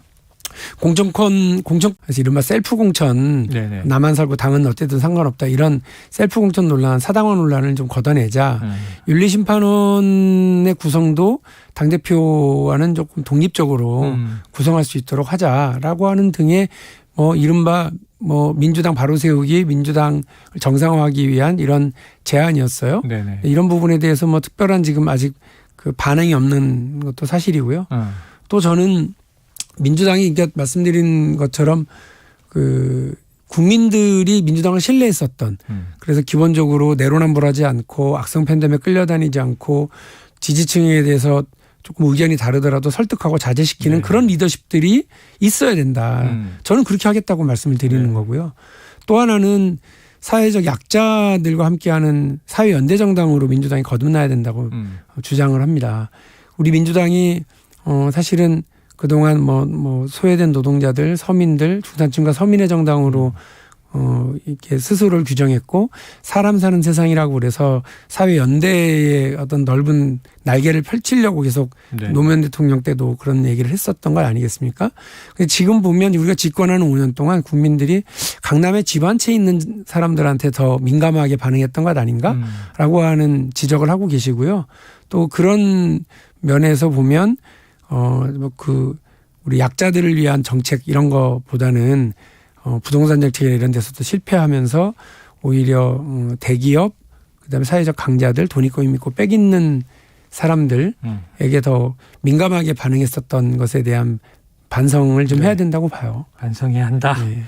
자, 민주당이요 최근에 집무실 관저 특혜 의혹 이제 이번 정부 들어와서입니다. 또 사적 채용 등에 대한 진상 규명을 이제 촉구하고 있고요. 오늘도 뉴스가 나왔습니다만 특별감찰관 임명, 또 김건희 여사의 국정조사, 심지어 특검법도 발의, 지금 이런 요구들이 나오고 있는데 이런 사안들은 어떻게 보세요? 그 특검법 발의나 이런 부분들은 조금 더 봐야 될 문제인 게 수사가 아직 제대로 진행이 안 됐으니까 그 부분에 대한 수사를 강력하게 촉구하는 의미라고 보시면 될 것 같고요. 다만 특별감찰관 제도는 있는 제도 아니에요. 네.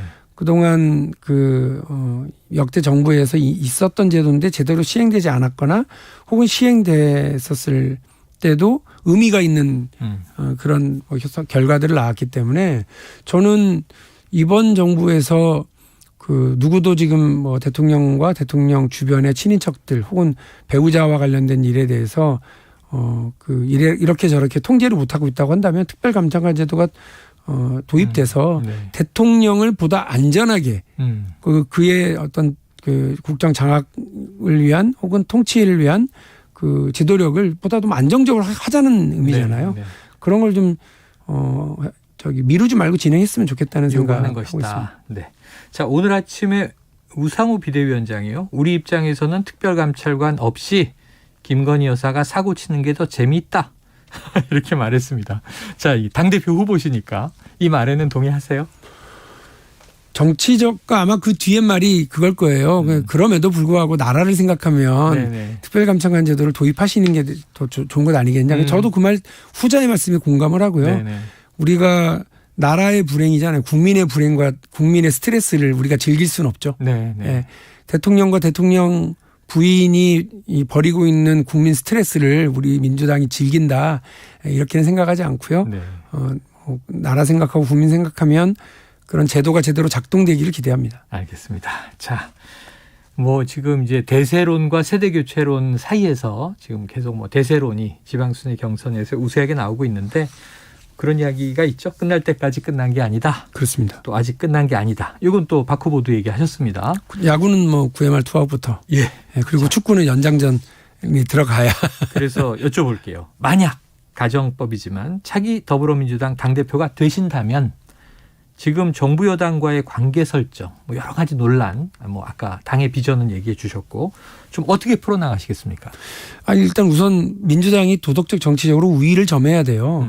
그래서 떳떳한 민주당이 되어야 정부 여당이 할 말은 다 하죠. 네. 그러니까 우리는 이 얘기하고 저쪽은 또 우리 약점 얘기하고 이런 방식의 싸움은 국민들이 원하지 않으실 거기 네. 때문에 도덕적 정치적으로 우위를 점하고 정치 탄압에는 강력히 맞서겠습니다. 그러나 국가를 운영하고 정치를 해나가는 데 있어서 필요한 건 서로의 협의와 타협 아니겠습니까?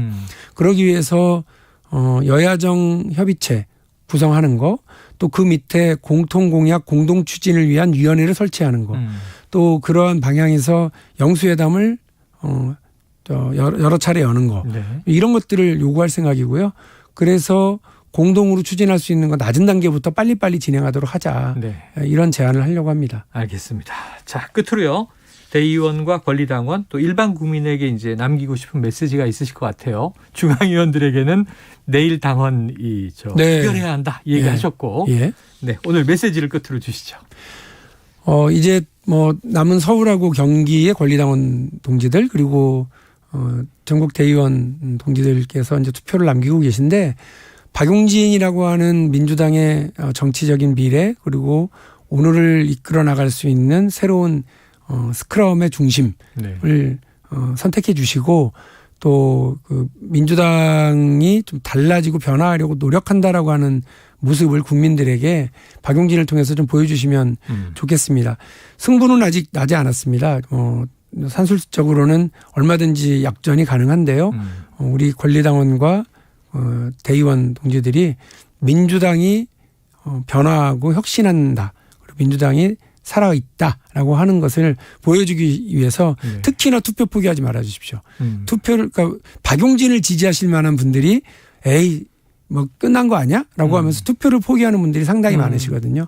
그러면 안 됩니다. 그러면 오히려 더 기울어진 운동장, 더 한쪽 편이 독식하는 그런 독식 구조, 개파 독식의 비민주적 구조가 만들어지기 때문에 반드시 참여해 주실 것을 다시 한번 촉구드립니다. 그래요. 지금 광주, 전남, 전북, 호남권의 투표율이 낮았다. 또 이런 분석도 있고요. 참 요거 하나 여쭤볼게요. 지금 속보가 나오고 계속 보도되고 있어서 지금 SNS로 전해졌다. 이제 이재명 후보의 배우자입니다. 김혜경 씨.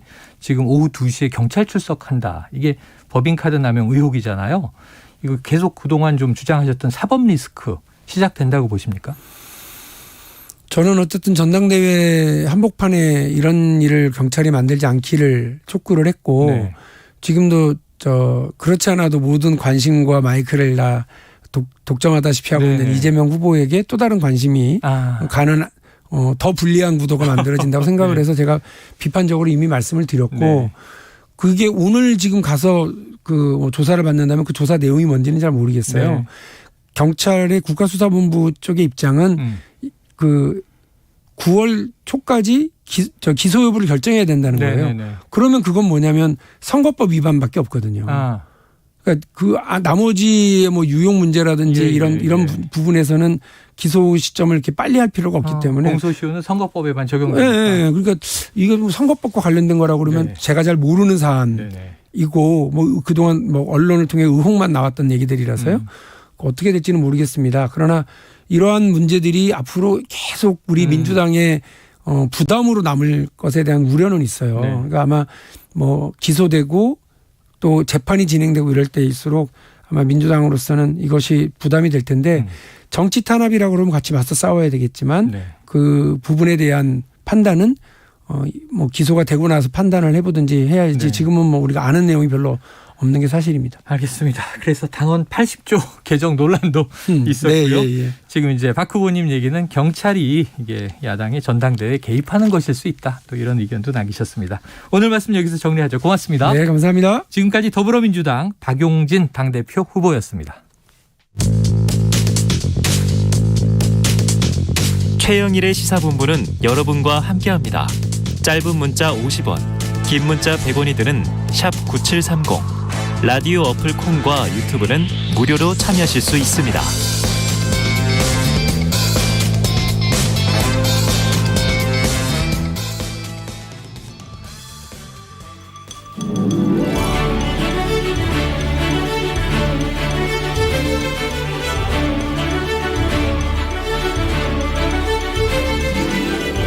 네, 기자들의 눈으로 정치권 소식을 들여다봅니다. 불사조 기자단, 경향신문 박순봉 기자, 세계일보 최영찬 기자 두 분 나오셨습니다. 어서 오세요. 안녕하세요.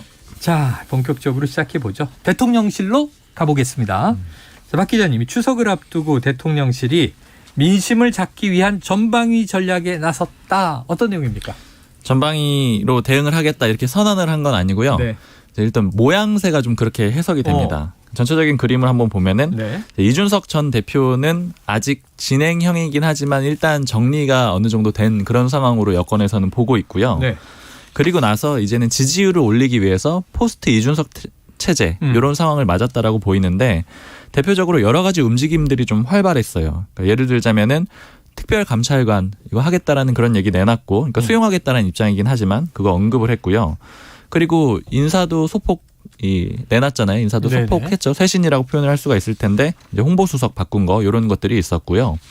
그리고 또 눈에 띄는 거는 국회의장단 불러가지고 식사 또 같이 했잖아요. 네. 윤석열 대통령이. 이런 것들도 일종의 이제 중도층 포섭 이런 걸로 보이고 또 그 자리에서 하나 또 연계가 됐던 게 문재인 전 대통령 이제 사저 경호 구역을 좀 넓혀줬죠. 네. 거기 뭐 덩달아서 박근혜 전 대통령 경호도 강화하겠다는 그런 얘기도 내놨고요.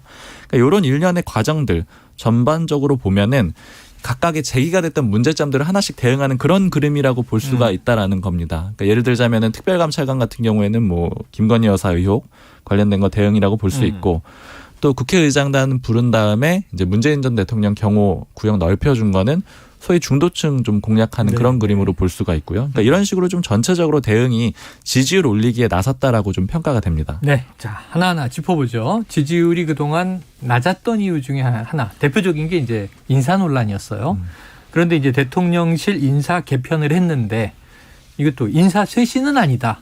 이 소폭 기능 보강일 뿐이다. 이런 비판도 야당에서 나오고. 네.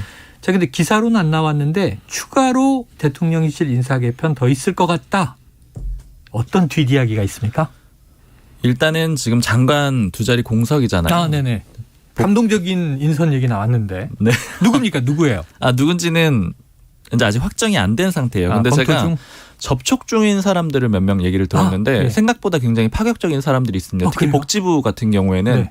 근데 이제 아직 공개는 안 됐겠고 물론 이제 확정 단계도 아니고 접촉하는 단계들이니까 그런데 그냥 접촉하는 내용들도 제가 들었을 때는 이거 윤석열 정부 입장에서는 굉장히 파격적인 아닌데 이런 사람들이 있었는데 물론 최종안은 어떻게 될지는 모르겠어요. 예. 일단 장관 쪽에서 그런 좀 인상적인 게 있을 수 있을 것 같고요. 궁금한데 또 끝나고 여쭤봐야 되겠네 이름을. 네. 그리고 이제 대통령실은 소폭 인사를 개선을 했잖아요. 그러니까 수석 같은 경우에는. 그런데 지금 파편적으로 보도들이 좀 나오고 있는 게 뭐 비서관급 감찰이 있었다라든가 아니면 일부 선임행정관 그만뒀다 이런 보도도 나온 걸로 봤는데 저도 어제 이건 내용들을 물어보다 보니까 이제 얘기를 하다가 보니까는 선임행정관급 한 명이 지난주에 정리가 됐다 이런 얘기를 들었어요. 네네. 그래가지고 이게 어떤 혹시 전체적인 변화가 있는 건가 싶어가지고 여기저기 좀 물어봤더니 이 검증 단계에 있는 사람이 10명이 넘고 실제 조치된 건 아직 없지만 잉크가 마른 건 없지만 그러니까 발령까지 난 사람은 없지만 사실상 2명 정도는 이미 짐을 싼 상태다. 일단 10명 정도가 비서관급 내지는 선임행정관, 행정관급에서 이미 대상이 돼 있다라는 거예요. 그러니까 이 사람들이 교체될 가능성이 굉장히 높다라고 하고요. 이제 그 이유에 대해서는 물론 불협화음이 있어서 나가는 사람도 있는데 감찰을 받아가지고 나가는 사람들이 꽤 있다라는 거예요. 그러니까 결국 이거는 실무진을 좀 대대적으로 교체한다라는 그런 의미가 될 수가 있잖아요. 그러니까 윤석열 대통령이 이런 식의 얘기를 하거든요. 인사 가지고 어떤 뭐 정치적인 반전이나 이런 걸 깨하지는 않겠다라고 했는데 그러니까 보여주기식 안 하겠다라는 걸로 해석이 될 수 있죠. 대신에 일하는 인사를 하겠다라고 했는데 이런 실무진급들에서 훨씬 더 교체를 많이 해가지고 좀 무게를 두는 게 아니냐 이런 정도의 해석도 좀 가능합니다. 알겠습니다. 이거 좀 지켜보도록 하죠. 지금 이제 사실은 뭐 일단 일을 급하게 시작하니까 선 업무 후 감찰인데 거기서 걸린 게 있으면 내보낼 수도 있다 이렇게 들립니다. 자, 대통령실 구성을 보면 윤 대통령의 측근 소위 말하는 윤핵관 이건 정치권 인사들이 주고 그다음에 이제 검찰 라인이 또 있잖아요. 네. 육검사. 자, 알력 다툼이 좀 보인다 이런 얘기들이 있는데 이거 사실입니까? 사실 이제 아까 말씀드렸던 그 감찰 때문에 그런 얘기들이 나오고 있는 거예요. 그 감찰 대상자가 지금 아직 이름이 뭐 보도되거나 혹은 이제 실무진들은 보통 이름을 잘 쓰진 않잖아요. 개인정보 보호도 좀 있기 때문에. 그렇죠. 이제 그 사람들 중에 좀 상당수가 소위 말하는 윤핵관 의원들의 측근인 사람들, 그러니까 추천으로 들어간 사람들이거든요. 네네.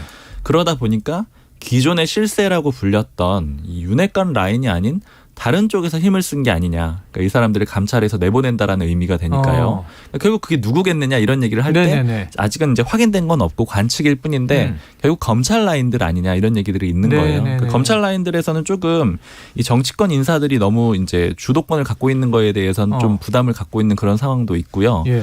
그리고 사실 이제 이런 평가들도 전에 방송 때 전해드렸었는데 검찰 라인들이 그렇게 힘을 쓰지는 못하고 있습니다. 왜냐하면 인적 구성 자체가 정치권에서 온 사람들이 굉장히 많거든요. 그런데 윤석열 대통령 자체도 관료들을 좀 더 선호한다 그래요. 더 일을 잘할 수 있다라고 보기 때문에 아마 이런 기조들이 맞아떨어지면서 힘싸움도 같이 벌어지는 그런 구조 같습니다. 네. 자, 최 기자님, 오늘 아침에 우상호 비대위원장 김건희 여사를 언급했잖아요. 그래서 아까 이제 제가 박용진 후보에게도 물어봤는데 우리 입장에서는 특별감찰관 없이 김건희 여사가 사고 치는 게 더 재미있다. 그래서 이거 좀 적절한 표현인가 부적절한 표현인가인데 그 다음은 나라를 위해서는 결국 특별감찰관 해야 한다라는 얘기가 방점이다. 이런 설명인데 어떻게 들으셨어요? 뭐 우상호 위원장다운 말이긴 한데. 네네. 근데 뭐 일단 뭐 큰 틀에서 보자면은 당연히 국가 영부인이니까 영부인이 사고가 안 치도록 하는 게 가장 바람직하다 뭐 이런 입장이었을 것 같고 다만 이제 민주당에서도 계속 특별감찰관을 요구하는 거는 이게 뭐 김건희 여사가 그냥 둬서 사고치게 하는 게 더 좋지 않겠냐 이런 거는 그냥 웃고 넘어가는 일이고 실제로는 정권을 흔들려면은 특별감찰관이 진짜 뭐를 발견해서 이거를 좀 폭로한다거나 이런 식으로 가면은 우리 과거에 경험이 있잖아요. 이석수 감찰관이 이제 우병우 민정수석에 대한 이런 감찰이 있었던 것처럼 박근혜 정부 때입니다. 특별 감찰관이 이제 여야 합의로 임명됐을 때 그 감찰관이 제대로 활동을 해서 김건희 여사라든지 뭐 예를 들어 지금 계속 언론에만 주로 떠돌았던 건진법사 의혹이라든지 이런 거를 진짜 실제로 사실로 좀 밝혀내는 게 있으면은 정권에 더 타격을 줄 수도 있거든요. 그렇기 때문에 오히려 진짜로 감찰관을 해야 한다 이런 입장인 것 같고 다만 민주당도 문재인 정권 때 안 했잖아요. 지금 오늘 우상호 위원장은 뭐 공수처가 있었다 뭐 이런 식으로 빠져나가긴 했는데 내부적으로 그 면에 있어서는 조금은 그 문재인 정권에서의 그 임명을 안 했던 전례가 있기 때문에 민주당도 조금 이 논리 싸움에서는 좀 그 지지난 면이 있습니다. 그래서 우상호 비대위원장이 뭐 세게 말하네 혹은 너무 가볍게 말하는 거 아니야 이랬는데 아까 최 기자님은 대기실에서 일주일 남았잖아요. 이렇게 얘기를 하셨어요. 그거는 이제 다른 분이 그렇게 말씀하셨고. 그래요? 원래 우상호 위원장이 그 평소 개인적으로 전화를 할 때나 이 공개 발언이나 큰 차이가 없어요. 그래요? 라디오 방송에서나. 그렇기 때문에 이제 굉장히 편하게 이제 말하는 게 있다 보니까 이렇게 얘기를 했는데 사실 국민들 볼 때는 그래도 제1야당 당대표인데 저렇게 얘기하면 되나 이렇게 들으실 분들도 있을 것 같아요. 하지만 뭐 이제 사적으로나 공적으로나 방송에서나 초지일관하다.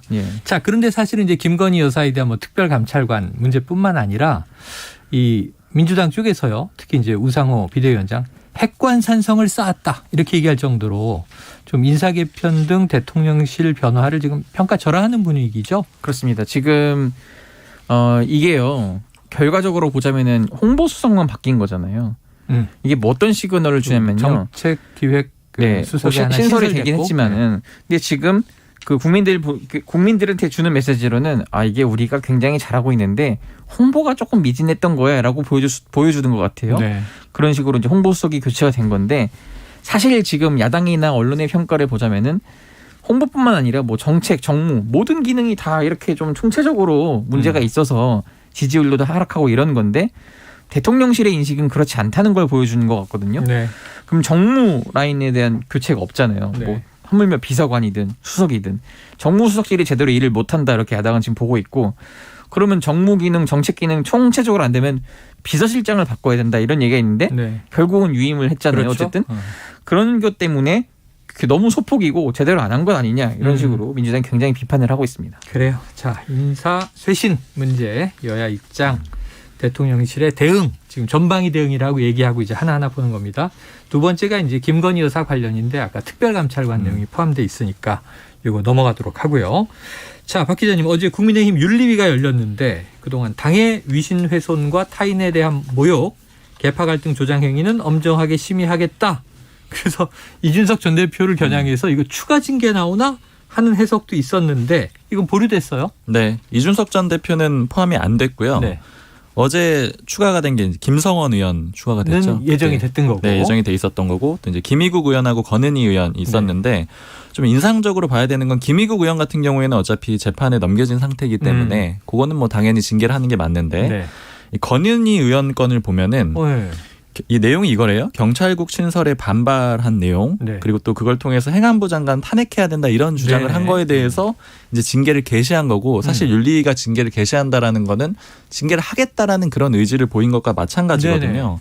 그러니까 결국 이게 사실은 그렇게 좋은 카드라고 보긴 좀 어려워요. 왜냐하면 옛날로 따져보면은 당내에서 이견 있는 경우가 굉장히 많았잖아요. 그렇죠. 지금 원래 예를 들자면 뭐 친박 비박 이럴 때는 같은 사안에 대해서도 완전히 정반대 의견이 나올 수도 있었고 장관 잘못했다 내려와라 이런 얘기들은 사실은 당내에서도 이런 뭐 비판이 나온다 이런 표현들은 기사로도 너무 많이 여러 번 썼던 거거든요. 여권 내에서도 우려가 나오고 있다. 이건 뭐 역대 정권 흔히 나오는 얘기예요. 항상 있는 그런 내용이죠. 근데 이걸 가지고 징계를 한다라는 거는 이제 결국에는 이게 이준석 전 대표의 압박 카드가 아니냐 이런 해석들이 국민의힘에 있어요. 그러니까 네. 어떤 의미냐면은 결국에는 이제 김성원 의원 건은 예를 들면 이준석 대표가 계속해서 비판을 했잖아요. 저런 발언 한 분도 징계를 안 하는데 나는 징계를 받았다 이런 식으로 비판을 하니까 김성원 의원 징계를 하고요. 그다음에 권은희 의원 건은 사실 좀 아까 말씀드린 대로 일반적으로 판단해 봤을 때는 이게 징계할 만한 건인가 의아스러운데 결국 당 내지는 여권과 좀 반대되는 그런 얘기를 했다라고 해서 이제 징계를 하게 되는 그런 과정이 되는 거잖아요.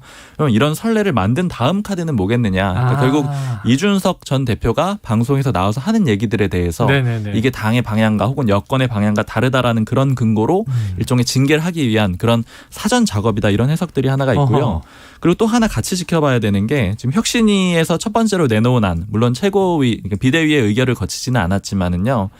윤리위가 부적격 심사를 하겠다라는 그러니까 일단 후보들을 공천 때 거르는 그런 권한을 좀 부여하겠다라는 안이 들어와 있는 거잖아요. 그러니까 이것도 좀 연관이 돼 있는 것 같아요. 그러니까 이런 식으로 당에 좀 이 윤리적인 문제라고 보기는 애매하지만 당에 도움이 되지 않는 행동을 한 사람을 징계를 할 수 있는 윤리위가 된다면은 이게 연관돼가지고 공천에까지 연결이 또 될 수가 있겠죠. 역시 이준석 대표가 좀 타깃이 될 수 있는 그런 가능성이 높습니다. 근데 이걸 이준석 대표 영향을 떠나서 여야 공이 심히 우려가 되긴 하네요. 민주주의 국가에서 당이랑 뭐 좀 권력이랑 다른 말을 하고 다른 스탠스를 취한다고 징계에 의해 해부해버리면은 지금 민주당에서도 소위 말하는 이제 이재명 민주당이 되고 있으니 반대되는 말을 하는 박용진 의원을 자꾸 징계하라는 식으로 엄청 권리당원들이 조금 전에 우리 있어요. 방송에 나온 말 때문에 징계위에 올라간다. 거의 조선노동당 대 중국 공산당 싸움도 아니고 이건 좀 여야가 이렇게 가면 좀 우리나라 민주주의 전체에 좀 우려가 된다 이렇게 좀. 최 기자님이 버럭 기자의 소신을 얘기하셨습니다. 민주주의는 이렇게 가면 안 된다. 자, 이제 개인적인 의견이었고요. 자, 박 기자님 궁금한 게 이거예요. 어제 저희가 다룬 게 조호영 비대위원장이 전당대회 시기 언제냐 1말 2초 정도가 적절하다. 당내에서는 무슨 얘기냐 더 빨리 해야지 이런 얘기인데 김기현 의원이 그랬죠. 네. 근데 지금 오늘 보도는 윤석열 대통령이 올해 안으로 전당대회를 열어서 새 당대표를 선출해야 한다는 의견을 여당에 강력히 전달했다. 이거는 팩트입니까? 일단은 대통령실의 공식 발표를 믿어야 되기 때문에 이제 새롭게 임명이 된 김은혜 홍보수석이 사실무근이라고 입장을 냈습니다. 사실무근이다 이렇게 입장 냈어요? 네, 입장을 냈고요. 그런 발언을 윤석열 대통령이 한 바도 없고 윤 대통령의 평소 지로는 이제 당원들의 뜻을 모아가지고 전당대회 일정은 결정돼야 된다. 당무위는 개입하지 않습니다. 이런 얘기였잖아요. 그 기조랑 같은 거죠. 그렇게 입장을 내놨는데요. 근데 다만 이제 이 보도가 나왔을 때 이제 대통령실이라든가 국민의힘 사람들이랑 좀 얘기를 해봤을 때는 윤 대통령이 아무래도 전당대회를 빨리 하는 걸 선호하는 걸로 보인다 이런 해석들은 많이 있었습니다. 일단 네네. 이제 공식 입장을 존중하지만 예. 그게 정무적으로 훨씬 좀 유리하다라고 보는 건데요. 이제 들었던 얘기는 일단 아까 이 전방위적 대응을 하고 있다라고 말씀드렸잖아요. 근데 여기에서 좀 빠져 있는 게 보수 지지층이랄까요? 기존 지지층을 결집하는 그런 안인데 이거는 사실은 이재명 의원이 당대표가 되면은 자연스럽게 해결이 될 거라고 보는데 다만 비대위 체제에서는 이게 안 맞아지는 거예요. 그러니까 이재명 의원이 당대표인데 국민의힘은 비대위 체제면은 이재명 의원이 예를 들자면 주호영 비대위원장을 겨냥하기보다는 윤석열 대통령을 직접 공격할 가능성이 굉장히 높잖아요. 그런 구도가 되기보다는 차라리 좀 정당한 당대표, 이제 정당성을 갖춘 당대표를 세워가지고 구도를 그렇게 1대1로 맞춰주게 되면은 대통령실로서는 좀 부담이 줄어들 수 있다 이런 얘기들을 하고 있거든요. 그러니까 아마 정무적으로 그런 판단이 있었을 수는 있는데 일단 실제 발언은 안 했다라고 하니까 그거는 이제 대통령실의 이 입장을 믿어야 되겠죠. 네, 그래요. 야, 이게 사실 무근이다라고 얘기해놓고 지금 추정 분석을 해주셨는데 정무적으로 나쁘지 않다라는 거죠. 일찍 하는 게. 야, 근데 뭐 또 이 전당대회를 통해서 이 여당 대표가 세워진들 만약에 이재명 이제 야당 대표가 등장한다면 대통령을 비판하지 않겠는가? 이것도 과연 뭐 그렇게 되겠는가? 맞아요. 사실 그거 말씀하셔서 그런데 다른 국민의힘 관계자가 하는 얘기가 근데 만약에 당 대표를 실제 세운다고 하면 지금 후보군들이 몇 명 있지만 이 중에 나섰을 때 이재명 소위 이제 차기 당 대표하고 맞붙었을 때 그렇게 딱 각을 세울 만한 사람이 있겠느냐? 예를 들자면 홍준표 대구시장 정도는 돼야 될 텐데 가능성이 없지 않느냐? 그렇죠. 그러니까 누가 나서야 되겠느냐? 이런 얘기들도 좀 하곤 합니다. 같은 대선 후보로 뛴 분은 이제 안철수 의원 정도인데 지켜보도록 하죠. 자, 더불어민주당 전당대회 직전 마지막 불사조 시간입니다. 근데 이게 흥행에 김 빠졌다 이런 얘기들을 하도 많이 보도를 해서 이번 최고위원 선거 현황을 먼저 짧고 굵게 짚어보죠. 자, 최 기자님. 네. 넘버 5 어떻게 됩니까? 지금 그대로 될 것 같아요. 그대로 될 것 같아요? 네. 지금 뭐 정청래, 윤영찬 고민정 후보 사퇴하고 그랬는데 네, 단일화하고 사퇴해서 조금 뭐 동향을 살펴봤는데 오히려 이렇게 돼버리면은 그 소위 말하는 친 이재명을 지지하는 쪽의 그런 당원들이랄지 대의원들이 역결집을 한다는 거예요. 아, 더 결집한다. 네, 거기는 이제 여러 경우의 수가 있어서 한 주 결과가 나올 때마다 아 이번에는 서영교 의원을 밉시다. 뭐 이번에는 누구를 밉시다. 뭐 이렇게 됐는데 지금 분위기로는 정청래 의원을 1등으로 그대로 가속 밀고 지금 위기에 처해 있는 이 박찬대 의원을 우리가 밀어야겠다. 그러면 박찬대 의원을 살리자 이래서 자칫 5위가 아니라 4위, 3위로 또 올라갈 수도 있나 보더라고요. 그런 효과를 불러일으켰다. 그러니까 단일화를 안 했으면은 그렇게까지 자극을 안 했는데 단일화를 하면 더 위기의식을 느끼기 때문에 더 결집을 한다. 이게 이제 어쨌든 이재명 의원 측근들의 입장이고요. 근데 이제 또 이런 면이 있어요. 수도권에 아무래도 호남 출신 그 출향민들 당원이 많은데 당원과 대의원들이 근데 송갑석 의원이 상징하는 바가 좀 있더라고요. 광주 전남 지역에서. 그러니까 지금 후보 중에 유일하게 호남권이잖아요. 아니 호남 비수도권이면서 장경태 의원도 호남 출신이긴 하지만은 출신은 그렇고. 근데 지역구로 따지면은 광주이고 그 동네에서도 사실 송갑석 의원이 이게 굉장히 옛날 일로 거슬러 올라가면은 그 지방대 출신 첫 전대협 의장이었대요. 그래서 옛날 소위 말하는 50대, 60대 분들한테는 송갑석 의원이 상징하는 바가 좀 있다는 거예요. 그런데 그런 송갑석 의원이 나왔는데도 지도부에 못 들어간다 이러면은 호남 민심에 굉장히 영향이 있다. 이런 움직임이 있지만 지금은 뭡니까? 이재명이 민주당으로 가고 있지 않습니까? 그렇기 때문에 역결집을 해서 박찬대 의원이 올라갈 것 같다. 그런 식으로 그러면 비명계인 고민정 후보는 왜 약진하고 있는 거죠? 너무 유명한 분이에요. 지명도를 꺾을 여기 수가 없다? KBS가 배출한 인물 아닙니까? 그래요. 시사본부와는 전혀 관계가 없으십니다. 자, 알겠습니다. 자, 과방위도 이제 시끌시끌한 사안이 있었는데 어제는 법사위가 가장 화제가 돼서 일단 어제 법사위에서 한동훈 법무부 장관과 야당 의원들 간의 불꽃 튀는 공방을 좀 듣고 오겠습니다. 제안하는 시행령을 가지고 수사권을 오히려 확대하는 개정안으로 만들었어요. 진짜 꼼수라면 위장 탈당이라든가 회기 쪼개기 같은 그런 게 꼼수 아니겠습니까? 장관님이 대통령의 권한을 넘어설 수 있습니까? 아주 심플한 질문입니다. 너무 심플해서 질문 같지가 않습니다. 질문했으니까 답변하세요. 제가 위원님처럼 반말을 하진 않았죠. 그따위 태도를 보이면 제가 그따위라는 식의 말도 하지 않았고. 이게 듣는 제가 다 부끄럽습니다, 사실은. 지금 이 한동훈 법무부 장관 목소리는 계속 답변으로 나왔는데 아시겠고요. 처음엔 박범계 민주당 의원, 그리고 권인숙 민주당 의원, 최강욱 민주당 의원 목소리가 이제 질문으로 나왔죠. 답변해. 반말하지 않았죠. 그따위라고 말하지 않았죠. 자, 이거 최 기자님. 네. 뭐 미운 7살이다 이런 얘기도 나왔는데 네. 좀 이 상황을 어떻게 평가하십니까? 제가 이 오전에 모 당직자 출신, 민주당 당직자 출신 페이스북에 굉장히 인상적인 한 문장을 봤습니다. 네네. 한동훈은 이준석이다. 그래요? 예. 이 각계 전투, 이런 작은 전투에서 계속 이기려고만 한다는 거예요. 그러면 대중들이 볼 때 말싸움에서 지지 않는다. 당장은 지금 한동훈 장관이 이긴 것처럼 보여도 결국 돌아보고 큰 판에서 보자면은 결코 한동훈 장관이 이긴 게 아니다. 비호감이 많이 쌓여요. 네, 이런 게. 그렇게 보인다는 거예요. 그동안 많이 봐왔잖아요.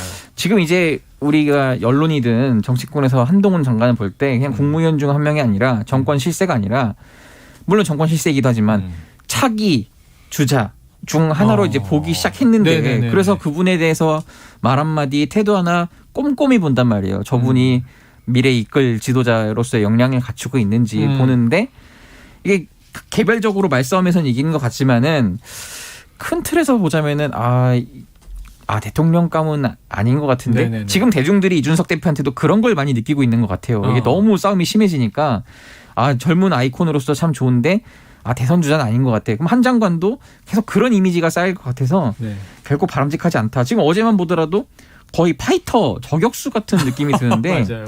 이걸로는 이제 물론 좋은 정치는 안 되는데, 물론 이제 민주당도 계속 까먹고 있습니다. 법사위가 내내 이슈메이커 한동훈만 키워주는 꼴이다 이런 식으로 당내에서 혹평이 나왔거든요. 네네네. 그런 것도 좀 감안을 해야 될 텐데, 어쨌든 한 장관도 본인한테 좀 좋은 건 아니다. 네, 이렇게 평가가 박 기자님, 한 장관도 좀 두둔을 해주세요. 아니, 사실 국민의힘 내지는 여권에서는 한동훈 장관 굉장히 잘하고 있다고 보고 있고, 네네. 지금 상황이 굉장히 나쁘지 않고 좋다라고 보고 있어요. 그러니까 사실은 예전에 검수완박 이슈에서 한동훈 장관 청문회가 일종의 반박할 수 있는 토론의 장이 될 거다 이런 식으로 활용을 하려고 했었잖아요. 지금도 때는 상당히 좀 승리의 분위기였죠. 네, 지금도 사실은 그런 기조를 이어가고 있다라고 볼 수가 있는데, 일단 이게 기본적으로는 여권의 인식상으로는 그러니까 윤석열 정부의 어떤 태생 같은 거거든요. 이 검수완박에 반대하는, 검수완박을 저지하는 그런 행동 자체는. 그러니까 이거는 본질적으로는 양보할 수가 없는 문제이기도 하고, 그리고 여권에서 봤을 땐 이거는 붙으면 붙을수록 유리하다라고 보는 거예요. 근데 이제 다만 지금 상황이 좀 바뀐 거는 소위 시행령 개정안을 통해 가지고 다시 이제 검수 원복 프레임이 되다 보니까, 그렇죠. 그러니까 약간 이제 이 부분부터 이제 조금씩 흔들리게 되면서 아마 한동훈 장관의 입지도 여기서부터 좀 흔들리게 되는 면은 있는데, 다만 어찌됐든 한동훈 장관은 한 명이 부각되는 그런 그림이잖아요. 그러니까 이제 차기로서의 입지를 좀 유명세를 더 키우는 그런 점에서도 나쁘지가 않고, 또 대립각을 세우는 데서도 나쁘지 않다. 이런 식의 평가는 여전히 있습니다. 꼭 여야가 아니어도 조금 시각의 차이가 있습니다. 근데 지금 이렇게 너무 일찍 뜨면요. 힘듭니다. 5년 가야 되는데. 정권 초반에 가장 핫했던 분이 이낙연 전 총리예요. 그래요. 전 여기까지만 딱 얘기하겠습니다. 정권 중반 후반까지도 핫했어요, 사실은. 네, 알겠습니다. 짧게 하나. 지금 오늘 오전부터 운영위가 열리고 있는데, 자, 지금 오후에 좀 대통령실 뜨거울 것 같아요. 오늘 쟁점 뭡니까?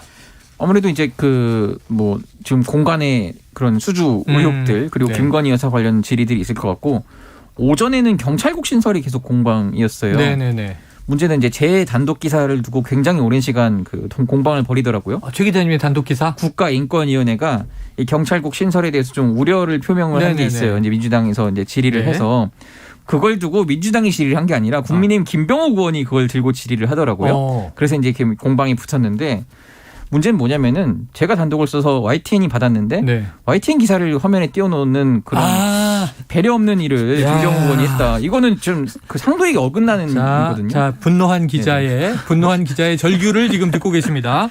그 단독 기사 내가 쓴 건데 제보가 계속 와요. 운영이 보좌진들한테 이거 최 기자님 단독인데 왜 방송을 띄우느냐. 상도의 없게 저렇게 한다. 자, 국회 가서 항의하시고요. 오늘 불사조 기자단 여기서 마무리하겠습니다. 박순봉 경향신문 기자, 최영창 세계일보 기자였습니다. 고맙습니다. 감사합니다. Splish splash, I was taking a bath. Long about a Saturday night. Yeah. 점심 먹고 유쾌한 시사 디저트 한 입. 최영일의 시사본부. Well, I stepped out to tub and put my feet on. 네, 시사본 매일 이 시간 청취자분들께 드리는 깜짝 간식 선물이 준비되어 있습니다. 오늘 편의점 상품권 나가고요. 코너 들으시면서 문자로 의견 주시는 분들에게 쏘겠습니다. 짧은 문자 50원, 긴 문자 100원이 드는 샵 9730으로 의견 많이 보내주시기 바랍니다. 자, IT 본부 시작해보죠. 알아두면 유익한 IT 이슈를 쏙쏙 소개해 주시는 김덕진 미래사회 IT연구소장이 나와 계십니다. 어서 오세요. 네, 안녕하세요. 반갑습니다. 김덕진입니다. 자, 이게 한때는 생산자와 소비자를 효율적으로 연결해주고 거기에 뭐 적합한 네. 커미션, 수수료를 받는다 이렇게 생각했던 플랫폼이라고 하죠. 자, 이제는 인플레이션 악화의 원인으로 지목이 되고 있던데요. 네.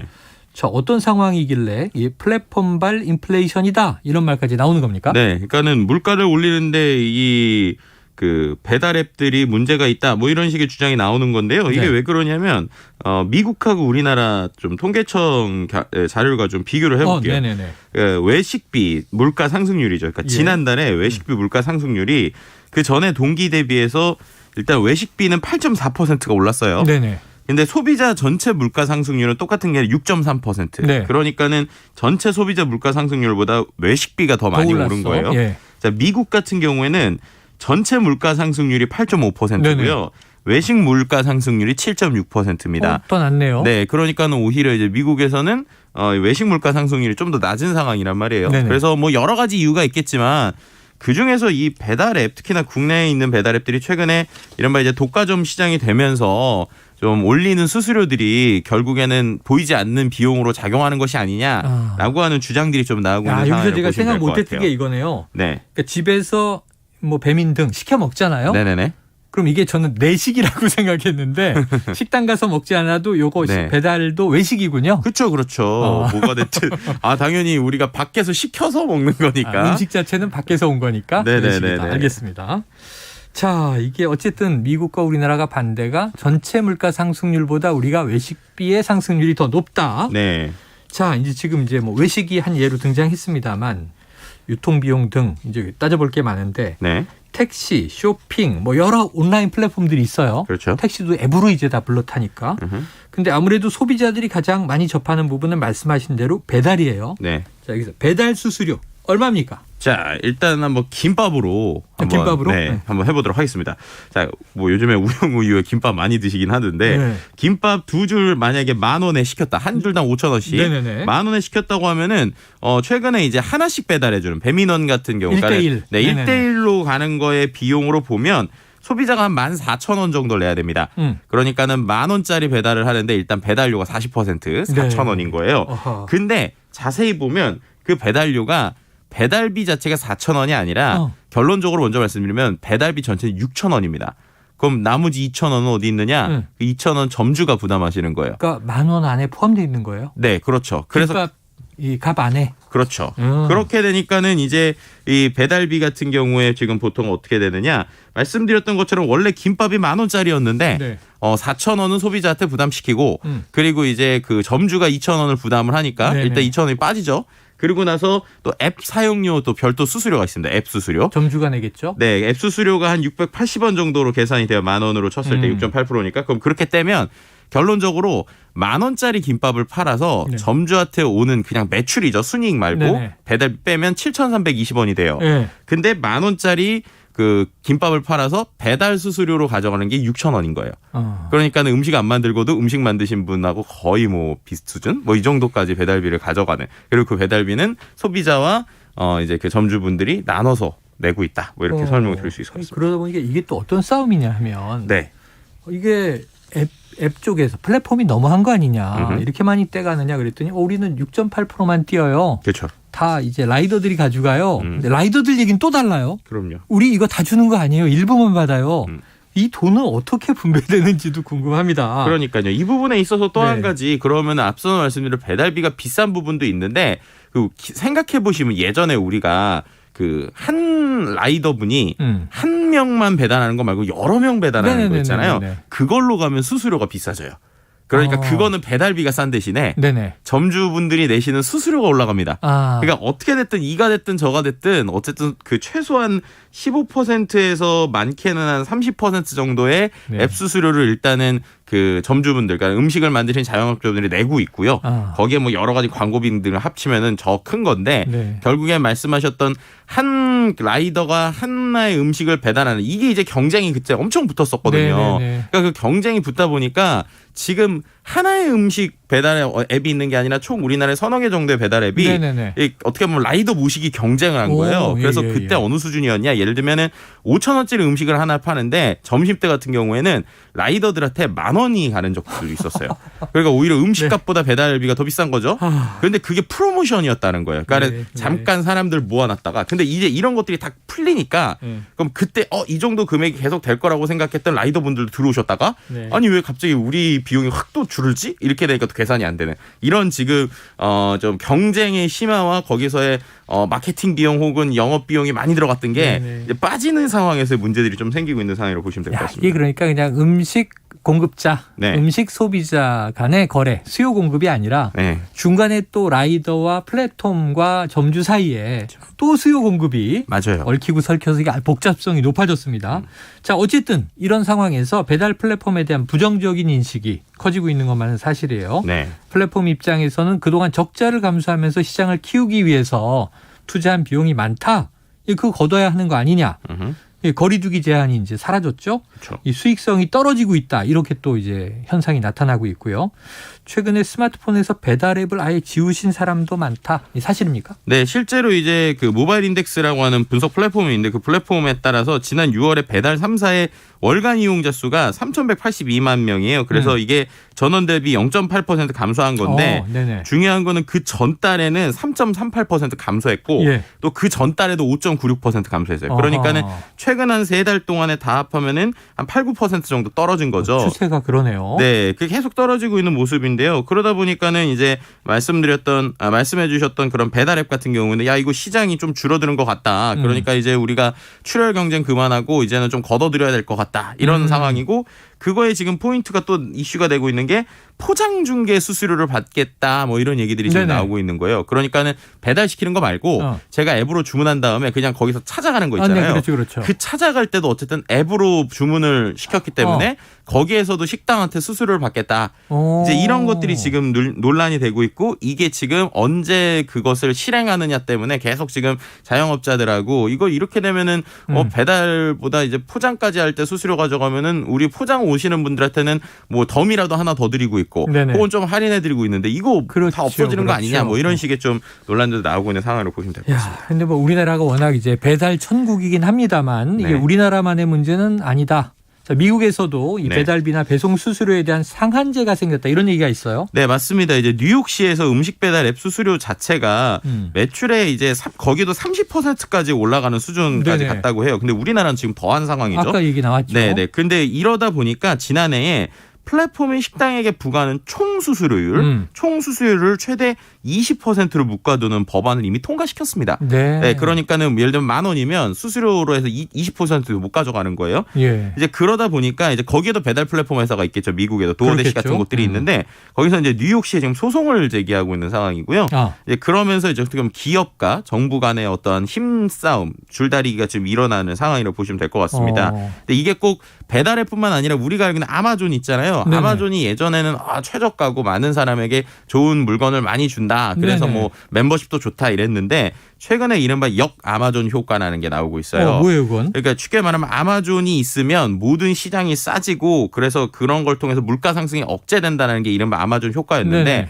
거꾸로 역 아마존 효과는 그렇게 아마존이 한 시장을 다 차지하니까 그 다음부터는 슬슬 가격이 다시 올라서 오히려 아마존이 아까 말씀드린 대로 물가를 상승시키더라 이런 이슈들이고요. 그러네요. 싸게 해서 시장을 그냥 독점한 다음에 그렇죠. 우리가 왕이니까 이 안에서 다시 올린다. 네. 우리나라 이게 저 쇼핑몰에도 이런 현상이 있습니다. 그렇죠. 그래서 뭐 구독료 같은 경우 미국에서도 최근에 이제 아마존 프라임이 17% 정도 인상됐고 유럽은 31% 올린다. 그래서 논란이 좀 되고 있는 상황이죠. 그래요. 자, 이런 상황에서 우리나라에서 이제 플랫폼 민간 자율 기구가 출범했다고 합니다.